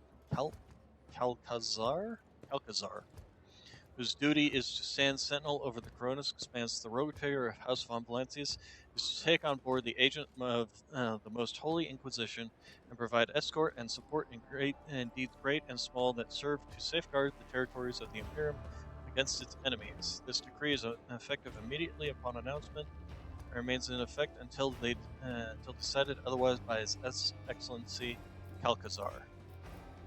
All I got from that is that writing ourselves this snitch won't be easy. Heinrichs, would you mind translating it toward verbiage? Step closer. I am ever so glad to have you back. Exactly caused this need to rejoin my crew. The cause is the activity of humanity's enemies, including the cult of the Final Dawn. In my absence, the situation in the Kronos Expanse has changed. I have received an exhaustive report from my agents. This heresy has taken a root in the region where the Von Valancius worlds lie. You probably already know that the fate of the industrial world of Kiva Gamma. If not, then I shall share what details I know, but not here. Better to talk on board.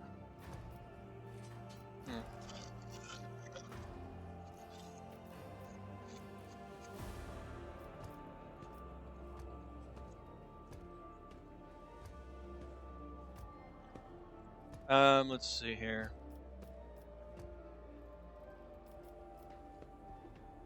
I think we should treat this with the proper respect as it is.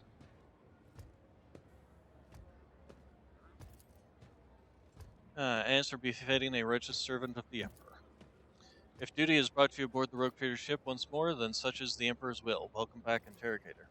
Thank you, sister. It is an honor to be traveling with one of the blessed Adeptus Sororitas. The Inquisition. Ravana, you never mentioned you socialize with such distinguished servants of the Emperor. I bet it takes someone truly remarkable to warrant such eminent and close attention. Mistress Hadar, ever since my first visit on Footfall, I've been hearing about your colleagues and personal talents, but I'm afraid your full name escapes me. Would you kindly refresh my memory? Laughter gets stuck in Jay's throat. She pales slightly, but still forces a Voljack smile. I don't mind, Shuri. My full name, Heron, not but a stray sound. Let my full name remain not but a stray sound to you, plain and uninteresting. I must also deliver this to you. Heinrich pulled out a sealed letter. The Lord Inquisitor specified that the contents of this envelope are for your eyes only. I would ask you read it as soon as you have the time. Lovely. I'm getting inquisitorial letters from. That's great. This is everything for the time being. Are you headed to the ship, or would you still have business on Footfall? Whatever the case, I can wait you on board. Okay, so we definitely want to bring him on board. We actually might want. I need to figure out how to respec.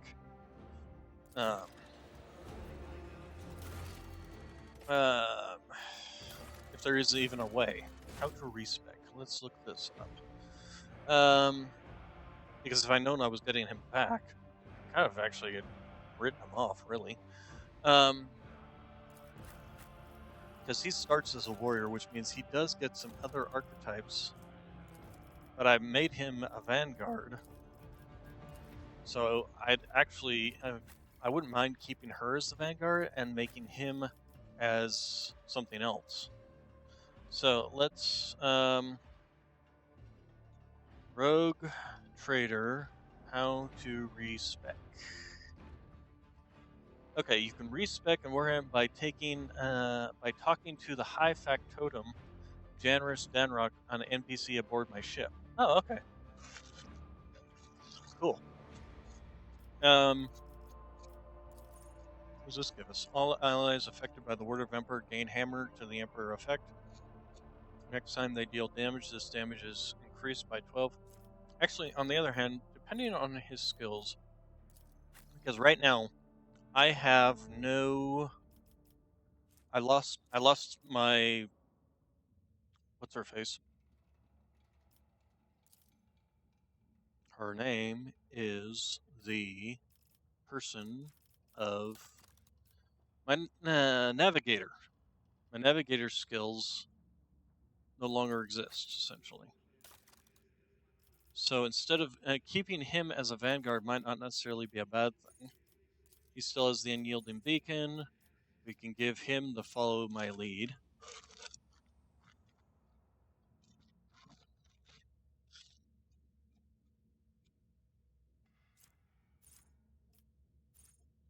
Bulwark until the start of the next turn.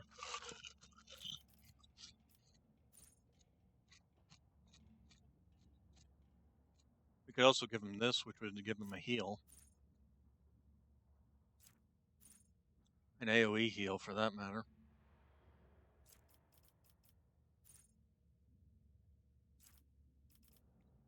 Enfeeble.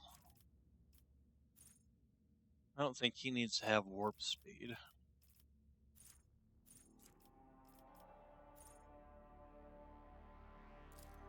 Light of the Emperor, I think, would actually not be a bad one. All enemies affected by the word of the Emperor gain the Hammer of the Emperor effect. Next time they deal damage, this damage is increased by plus 12, and the effect is removed. Psychic powers can only be used while there's at least one. So this would increase my damage, but I feel like this would be more useful. But then again, so would things like follow my lead.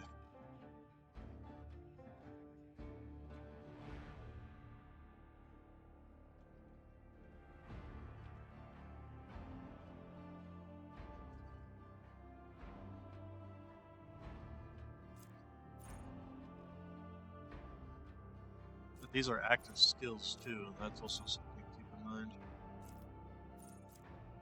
Purge the Soul, the Shield of Emperor, we already picked up. Shield of Sword of Faith. I can't pick this one up yet.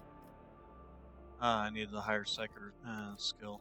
Sword of Faith, what does it do? Psychic power costs 50 momentum, can only be used when momentum is 175 or higher. Till the end of combat, the weapon in the Psyker's hand is replaced with a sword made of sheer will. Oh, okay.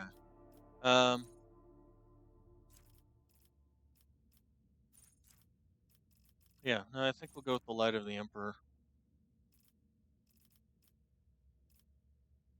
Okay, and then what do we got here? We did give him Edge of Dawn, which does allow him to, enemies adjacent to him take 10% more damage, and Destiny, so his armor continues to increase, yada yada yada.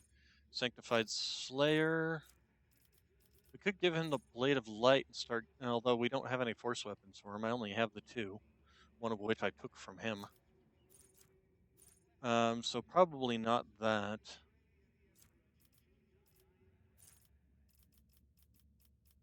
Hymnal of Hatred. Critical hits scored by anyone within the Psyker's line of sight, including the Psyker themselves, increases the Psyker's critical damage. Eternal Glory. The first time the momentum reaches 200 during the Psyker's turn, the Psyker gains +5 to all characteristics, +1 to resolve, +1 to deflection, +1 to all damage until the end of combat. That's not terrible.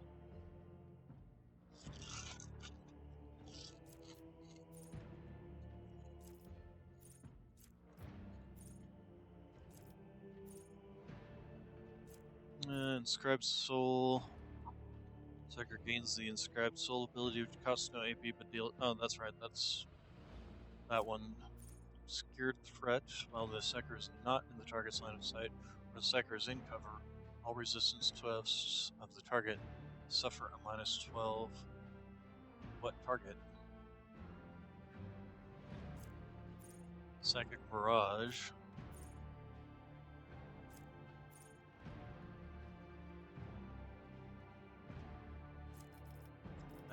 Sacred Rituals. Psychic powers have a 25% chance to regain AP.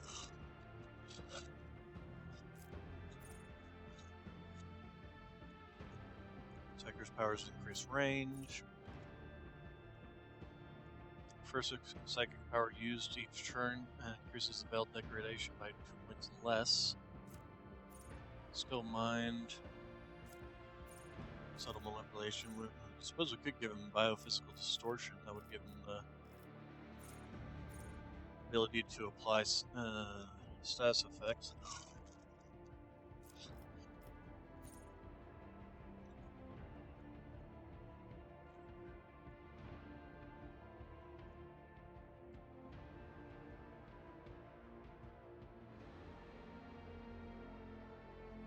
Chance to critically heal whenever he heals somebody.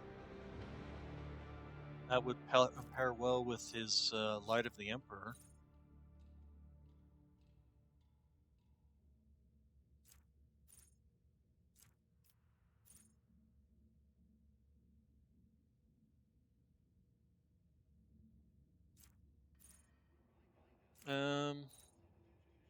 Yeah, if he's going to be my healer, having the ability to critically heal would definitely benefit him.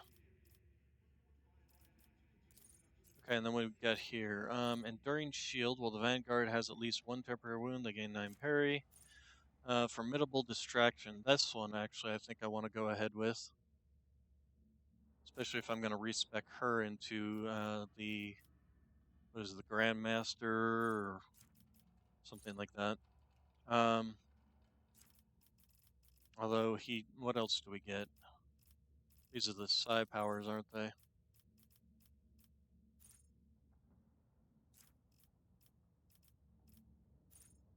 Yeah, I think we're going to go ahead and go with that formidable distraction. All right. So, let's take a look at your gear. I left you with the Silent Verdict.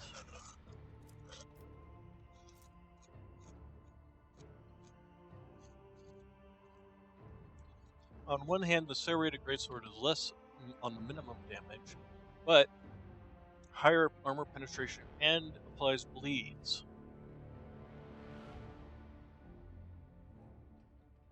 It also has some extra benefits to it. Let's say first off info.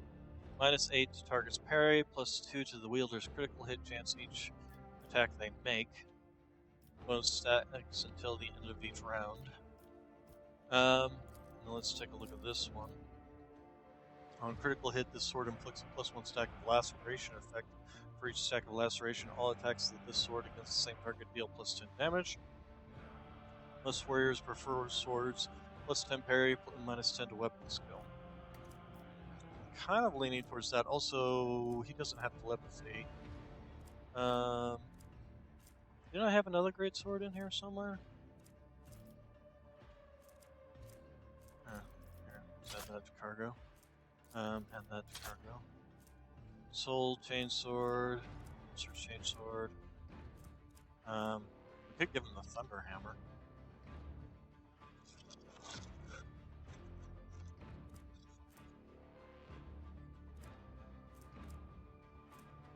I thought I had another one.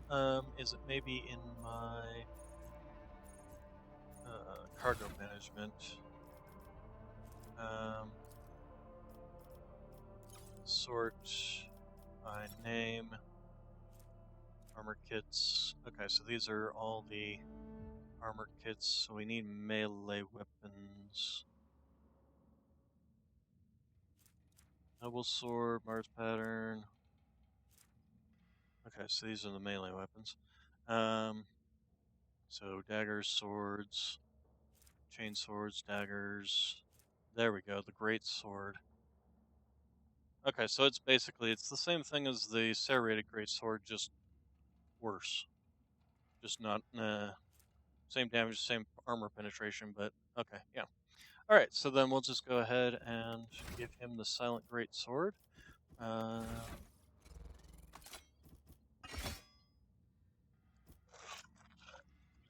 Serrated greatsword, not silent greatsword.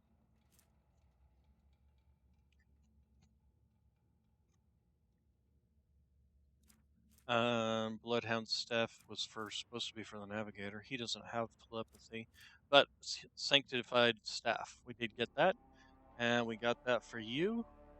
So be my guest and use it. All right, and then your armor. How are we doing on armor? We can give him this flak chest piece. Okay, and then as for items, let's see. Obviously, can't use the cultist hood. Whenever the wearer kills an enemy in a 1-cell radius with a shot, they gain +1 resolve. That's this goggles grant the wearers +5 to lure Xenos, which actually would benefit him. So yeah, let's go ahead and do that. Here's. Oh man. Oh, I'm looking red, man. All right. All attacks of opportunity gain a plus agility bonus damage. So +4 damage on this attacks of opportunity. What do we got here? Dynamo boots. That actually would probably benefit him. Although it might benefit her more. Actually, it would probably really benefit me. And then he can take the Psyker footwear. Yeah, that would definitely be of benefit. Okay, and then oh, but he's got ones that make his charge ability cost less. I think actually that's better in his case. As for the Psyker footwear, she does not even have footwear.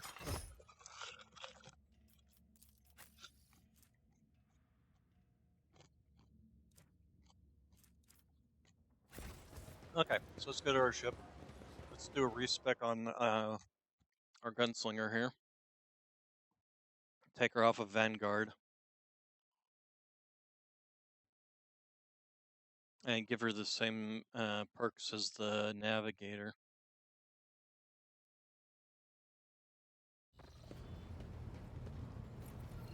Okay. They're apparently having a conversation here. She doesn't believe in herself yet. Well, I suppose death cultist. Lord Captain, the inspection of the ship's systems is complete. The secretaries are reporting that machine spirits are calm and satisfied. Everything is ready for onward travel, except there is an issue that you must be aware of. Cassian makes a quick, nervous gesture, adjusting the adornment over her third eye. I've been studying the records left by the vessel's previous navigator. I wanted to double-check the route to Dargonis and discovered that it does not match the one recorded in the atlas. It is more than a minor warp fluctuation. The route has been wiped out. It can no longer be used for traveling. To make matters worse, I started checking the paths from the atlas. One after the other, I saw the same thing everywhere. The warp is boiling with an ominous storm. Bursting with vivid and screaming colors will not hinder our movement, but all previous knowledge is now utterly useless. Argenta angrily chops the air with the side of her arm. Warp storms are our enemies, just like heretics and demons. It's a shame that we can't be dispersed by clamor or boulder. Now we can be certain that problems with the Astrotech communication and the forest expanse are no coincidence. There's warp disturbance in our way, Lord Captain. It is swallowing up messages and disrupting familiar routes. This means you need to locate the key worlds of the Von Valencia Protectorate as soon as possible. I'm talking about Janus, Dargonis, and Kiev Gamma. Charting new routes so that they can be reached and restoring control would be a necessary step.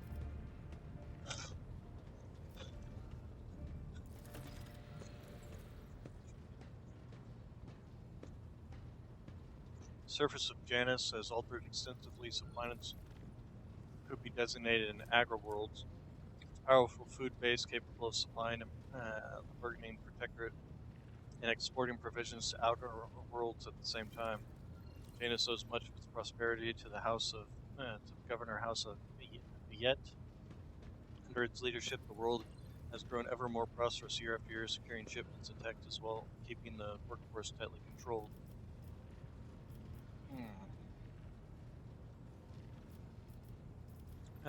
What would be the consequences of losing contact with these worlds? A world deprived of connection to its neighboring systems and the Cronus Expanse infrastructure can only rely on itself, and their capabilities are often limited. For example, Janus does not have a fleet of its own. Pirates, cultists, heretics, Xenos, anyone could prey on the helpless planet. The loss of communication is a threat to your position. The rogue trader, no protector to back them, is one that grows weaker by the day. Voxmaster is entirely correct. You are the rogue trader Ivana von Valentius, the successor to Theodora von Valentius, one of the most influential women this side of the Maw. But you are also new to the business of governing. Many will doubt your competence and try to carve up your protectorate so they can snatch a piece for themselves. It's important to show your potential allies and foes that you are in control of the situation, which is why the sooner we reclaim the lost worlds, the better.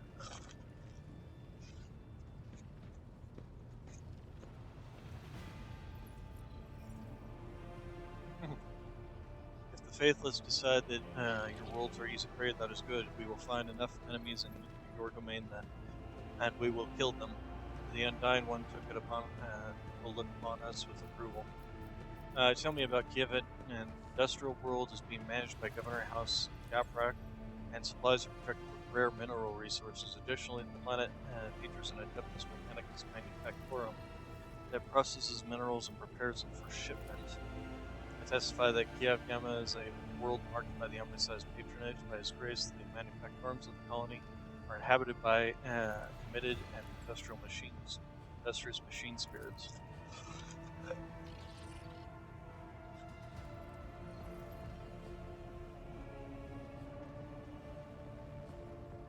Mistress Toloman neglected to mention that the Kiev Gamma Manufactorum also supplies heavy machinery from forage harvesters to vessels, systems, and components. You display commendable knowledge of our world's manufacturing capabilities, Alex. Please be of service. What do we need to build on Darganos? It's the heart and soul of your protector. It is where the main administration resources and storage facilities are. So is the Von Valentius Palace. If you would like to know, this is where you will publicly accept the title of Rogue Trader. Dargonos is a major administrative hub that runs the cargo fleet and keeps track of finances. Abelard, what is your opinion? Which of these should we deal with? Rediscovering the agri-rule will supply your protector with something none of your servants can do without: sustenance. The importance of basic supplies should not be underestimated. Just look at Footfall in its current pitiful state. On the other hand, I am concerned by the rumors concerning Kiev Gamma. There's been no problems on Janus for many years, but something is very wrong with the industrial world right now. Delay may cost us the entire planet. I trust I do not have to explain the capital world. Losing it would make us the laughingstock of the other dynasties.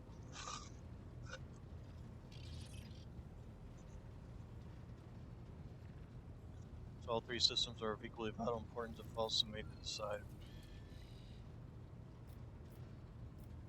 Farewell, the course is clear. Do my officers have any other issues that require immediate attention? That is all. The vessel and the crew await your instructions and are ready to depart from Footfall immediately. Okay. Well, first thing we're doing is High Factome Generous. Have you ever heard of the name Fiery Reckoning? From what I can tell, it's a void ship of some sort. Afraid I'm not familiar with it, your ladyship. Please allow me a moment. I see House von Valencius did indeed sign a contract with the owner of the vessel with the designated Fiery Reckoning. There are transcripts records of ship picking up cargo from Kiev Gamma. Well, that is odd. The data log ends there. Apparently the ship has some interactions with one of the workshops in your industrial world. Beg your pardon, your ladyship, but this is the extent of the assistance I can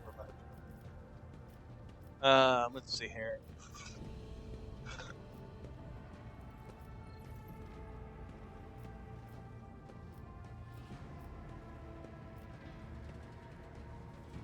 Let's see. My retinue and I are in need of training. Okay.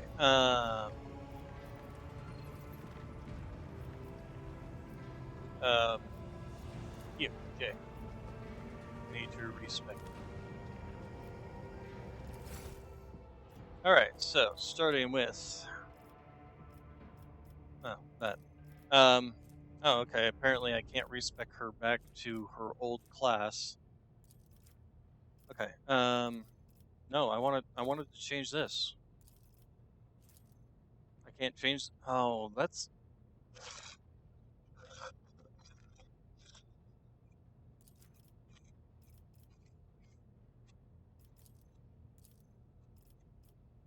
I can't respec her back from the start.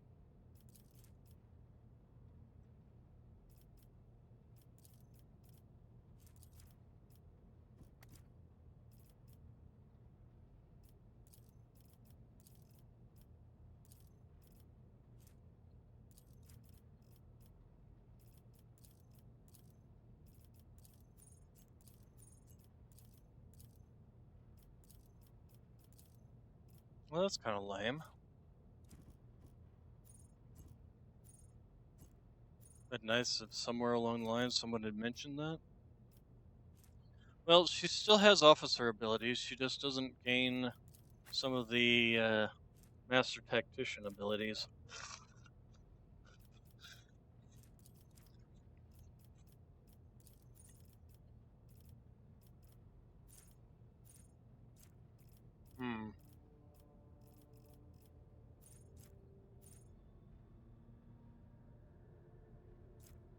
Joint offense gains +1 stack attack total for every hit scored on the enemy. That's not terrible.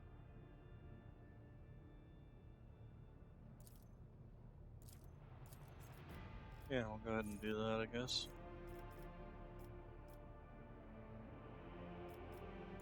Oh, apparently I have to do her first. Alright, so, in which case, I guess, yeah, the force distraction. Or, what? No, it was follow my lead.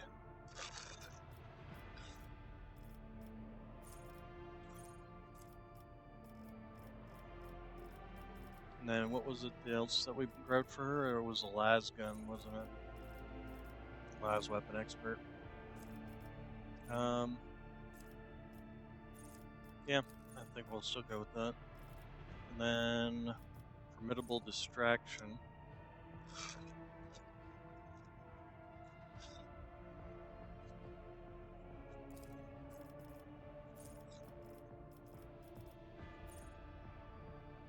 Yeah, we'll go to bed with that. All right. Tactician. There's a steel. Hidden advantage. All of them tactician. Go with the joint offense one because that does sound like it'd be useful. Okay, and then our bladesmith became an assassin automatically, I guess.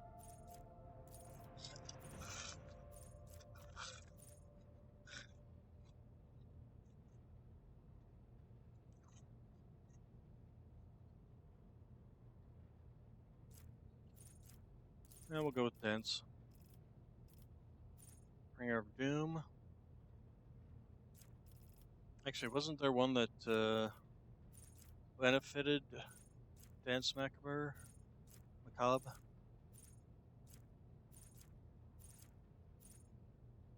Ah, yeah, there we go. Deals an additional +5 direct damage. Okay, anybody else who needs leveling up? Doesn't look it. Okay. Okay, I am a little on the saddened side by... Okay, we still have some things to do in Footfall. In fact, Lord Captain, we are once more within reach of the Von Valencia's protectorate. Of utmost urgency is restoring communication with your planets, bestowing wisdom of your decrees upon their stewards, developing colonies, claiming new territories, reestablishing trade links, all of this is now your privilege and burden. Oh, hey, it just straight up gave me 3 okay. Okay, open expanse. Opening the map. Okay, so I'm finally getting to... Okay, I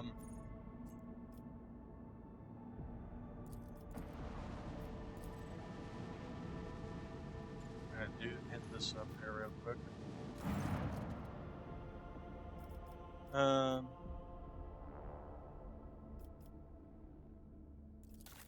Take a look at your... Okay, so...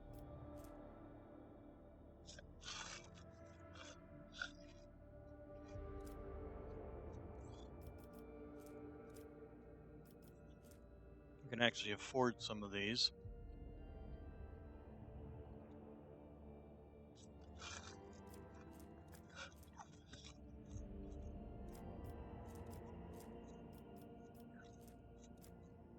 So let's take a look at our reputation.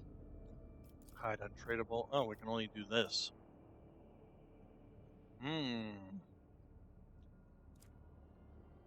Huh. Okay, well, we'll wait on that then.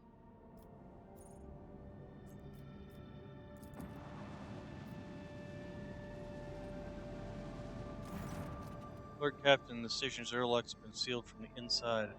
Locks recording seeing the priesthood Center has no desire to communicate with Lati and are refusing access to guests on the basis of the soul on the industrial privilege of inviolability, granting them sole jurisdiction. Okay, and then we already spoke about this. So let's go back to Footfall here real quick. Because, like I said, there are still some quests to do here. Specifically in the Shadow Border. Alright, we will take you. I think we're good on everybody here. So, melee, close range fire support, and long range fire support. I may end up missing that las gun, that long las, but we'll see.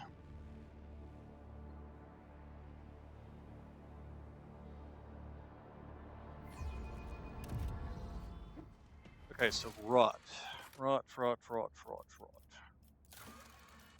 Okay, so find out more about this strange gang. A note was found. A note found on the body of Cinder Avners. Okay, mentions Sector 2.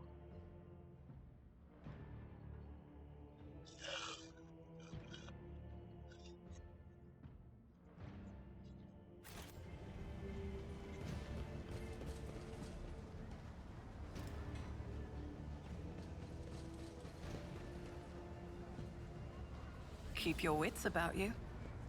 Okay, now these guys are doing flaming over here. I wonder if I can, like, tell this guy, hey, let me in. Greetings, ma'am. What brings you here? Did you want to watch us break our backs? If a fall utility crew is proud to work for the good citizens, what are you doing? It's just burning rats and some trash and some parasites of some other sorts. District's only under quarantine, you see. It got hit by something nasty, a disease, or maybe it isn't a disease. It's just some bugs and worms that crawled out of some ships or other. It is a bit odd that it happened here and not in docks like Russia.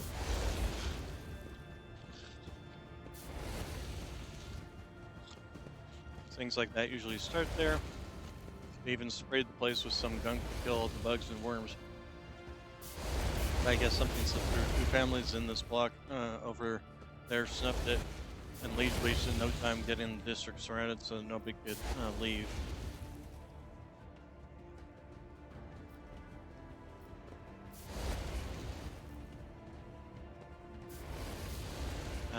Let's see. No, we don't. We don't want to find out if something's nasty is cropped up. The right move is to contain it and kill it with fire, not go in and see what it is and why it's there.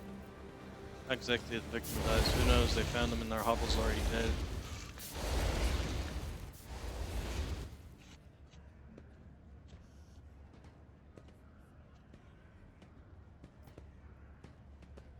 The measures are being taken to deal with the problem. You're looking at them. We stand here burning the foulness, and we've got people standing guard so that no one escapes. Put some mines down, a whole load of them, for the same reason. The water, the sewers, all blocked off, so stop any communication getting out there. Is open, I suppose, but the foulness doesn't seem to be airborne. There haven't been any strange deaths outside the district. Are the people trapped? Of course not. I mean, I heard Reverend Harmonious has been praying for the souls, which sounds more like retribution more often, and rightly so. That's the most I can hope for. I wish to enter the quarantine zone. We're not letting no one in. I'm telling you right now. Bribes and intimidation won't work on me, so try. You can file a petition with the Liege if you're so desperate, but my advice is for you to go on your merry way. The Void's got plenty of nasty damage, so you don't have to die in this. Alright, I guess that's where the enemies are Abners are hiding. After all, it would be easy to fake a disease and then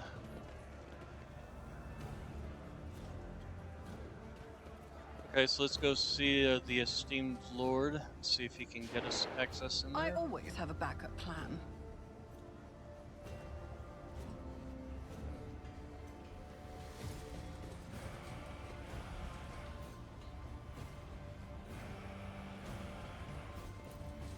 That would also explain the name of the quest, Rot. The atrium.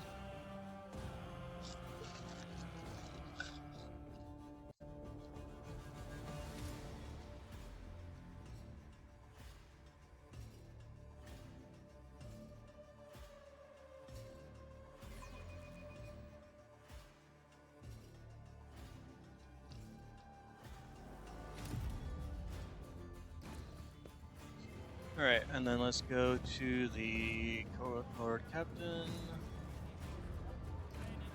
Or Lord Captain, the Liege. Or Liege. Or Footfall's Liege, rather.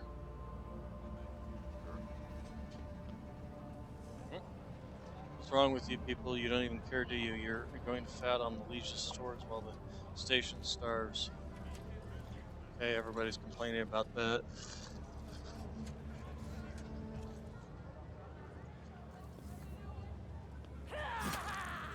Shut up, and one more in time for clarity, shut up. Which, yeah, this is the Imperium. I want to complain, expect to get beat down. Is there money to be made? Okay, let's go talk to the Liege. Valdeum. Is there anything in here I missed? Oh, look at. No, okay. Sure, let's go talk to him. Let's go ahead and save our game. think we'll save our game and then go back to the. Let's see. Greetings, liege. And collects. Good day, liege. I am accompanying the rogue trader. Please pay no mind to my presence. Your request is difficult to fathom, even more so to honor Master von Calexis. But I am glad to hear they aren't any reasons for this visit, unlike your two previous. And what are you doing here? Valdam, you must have thought you were the only one in Fuffle who knew how to make friends. Told you I'd find a better deal.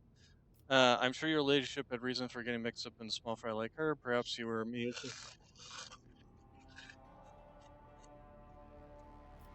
Either way, I don't care. Relax. I simply got myself. You're right. None of my business. Jay has joined my retinue to atone for misdeeds before the Emperor.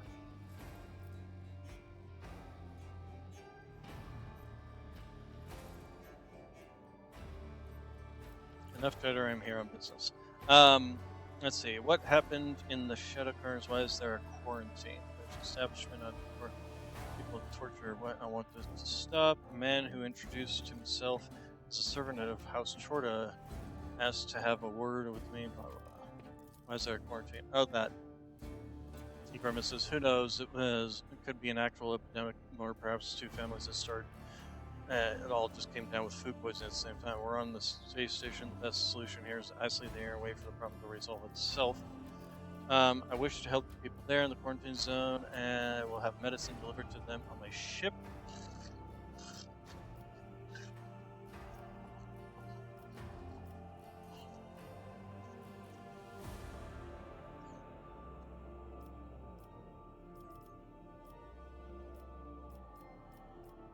I wish to enter the quarantine zone. Out of the question, you would be putting yourself and both the station at risk. I can bar you from doing so, but I can't help but note that sure is not the wisest with all due respect.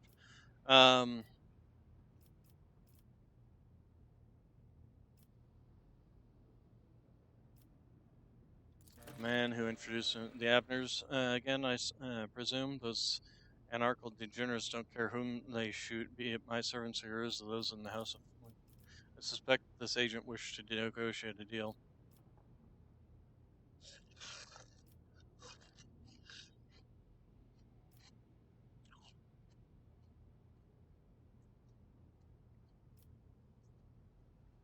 Okay, and so I believe that blah blah blah. Once again, offer using my condolences. Let's see here. What wares did you have? Hexfire, Drukari rifle, but again, that's right. I don't have the profit factor to gain anything from him at the moment, so. And he absolutely refused my request to go in there.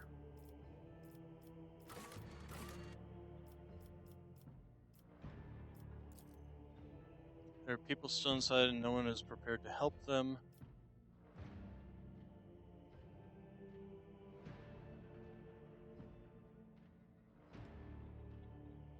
So, how do we get in there?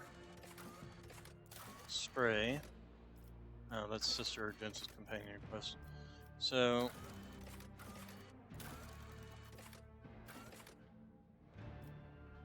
turn off to the entrance can be seen from the Adeptus. This should be enough to find the place. I still have yet to successfully find that place. Let us not dawdle.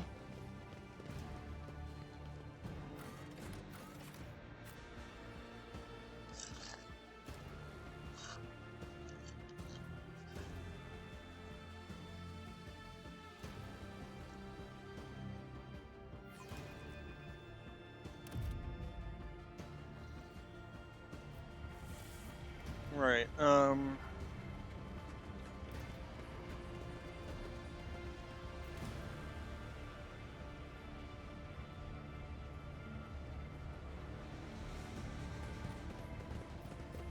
what's this? Okay.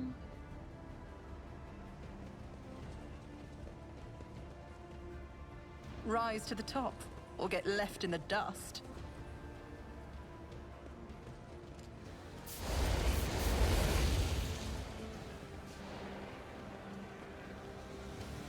still have yet to find that entrance. Wastewater, unsafe for drinking, used for laundering. After being closed doors, you can hear the hum of machines.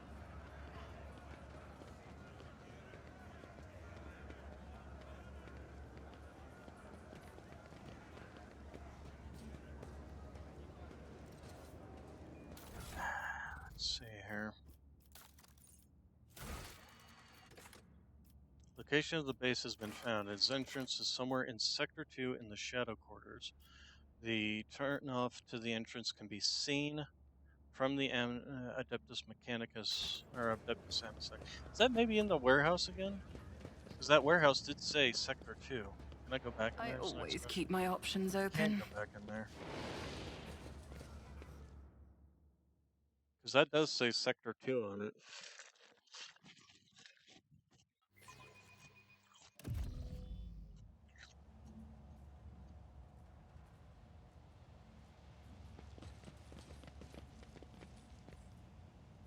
Okay, nothing spotted so far. There was also some warped disturbances back here last time I was in here, but looks like those have all disappeared. Okay.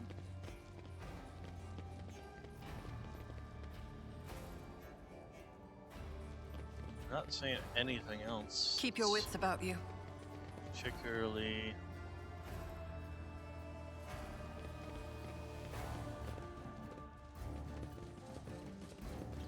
I'm not seeing any kind of doors or anything.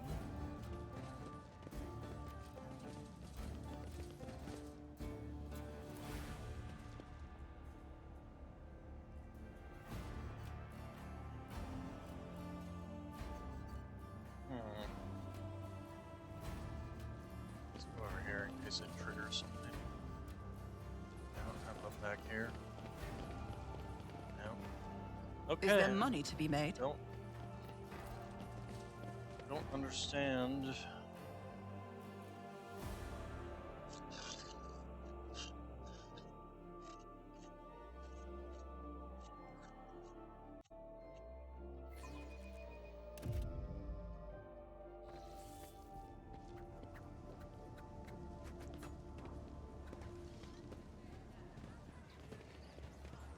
Sector 2 in the scene.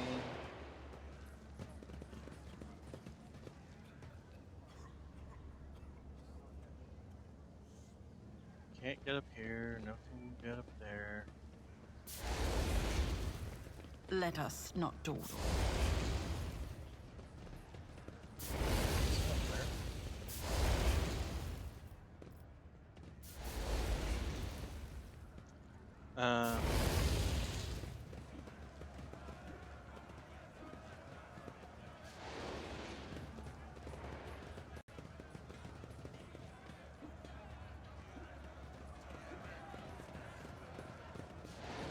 Data meditation is terminated.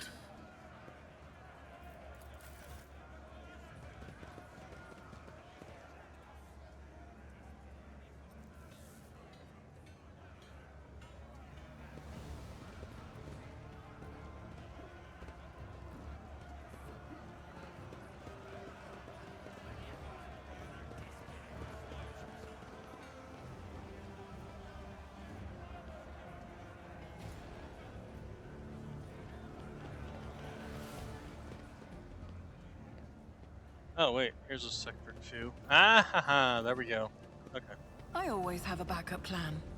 See, I came through here before. Alright, so let's find out what these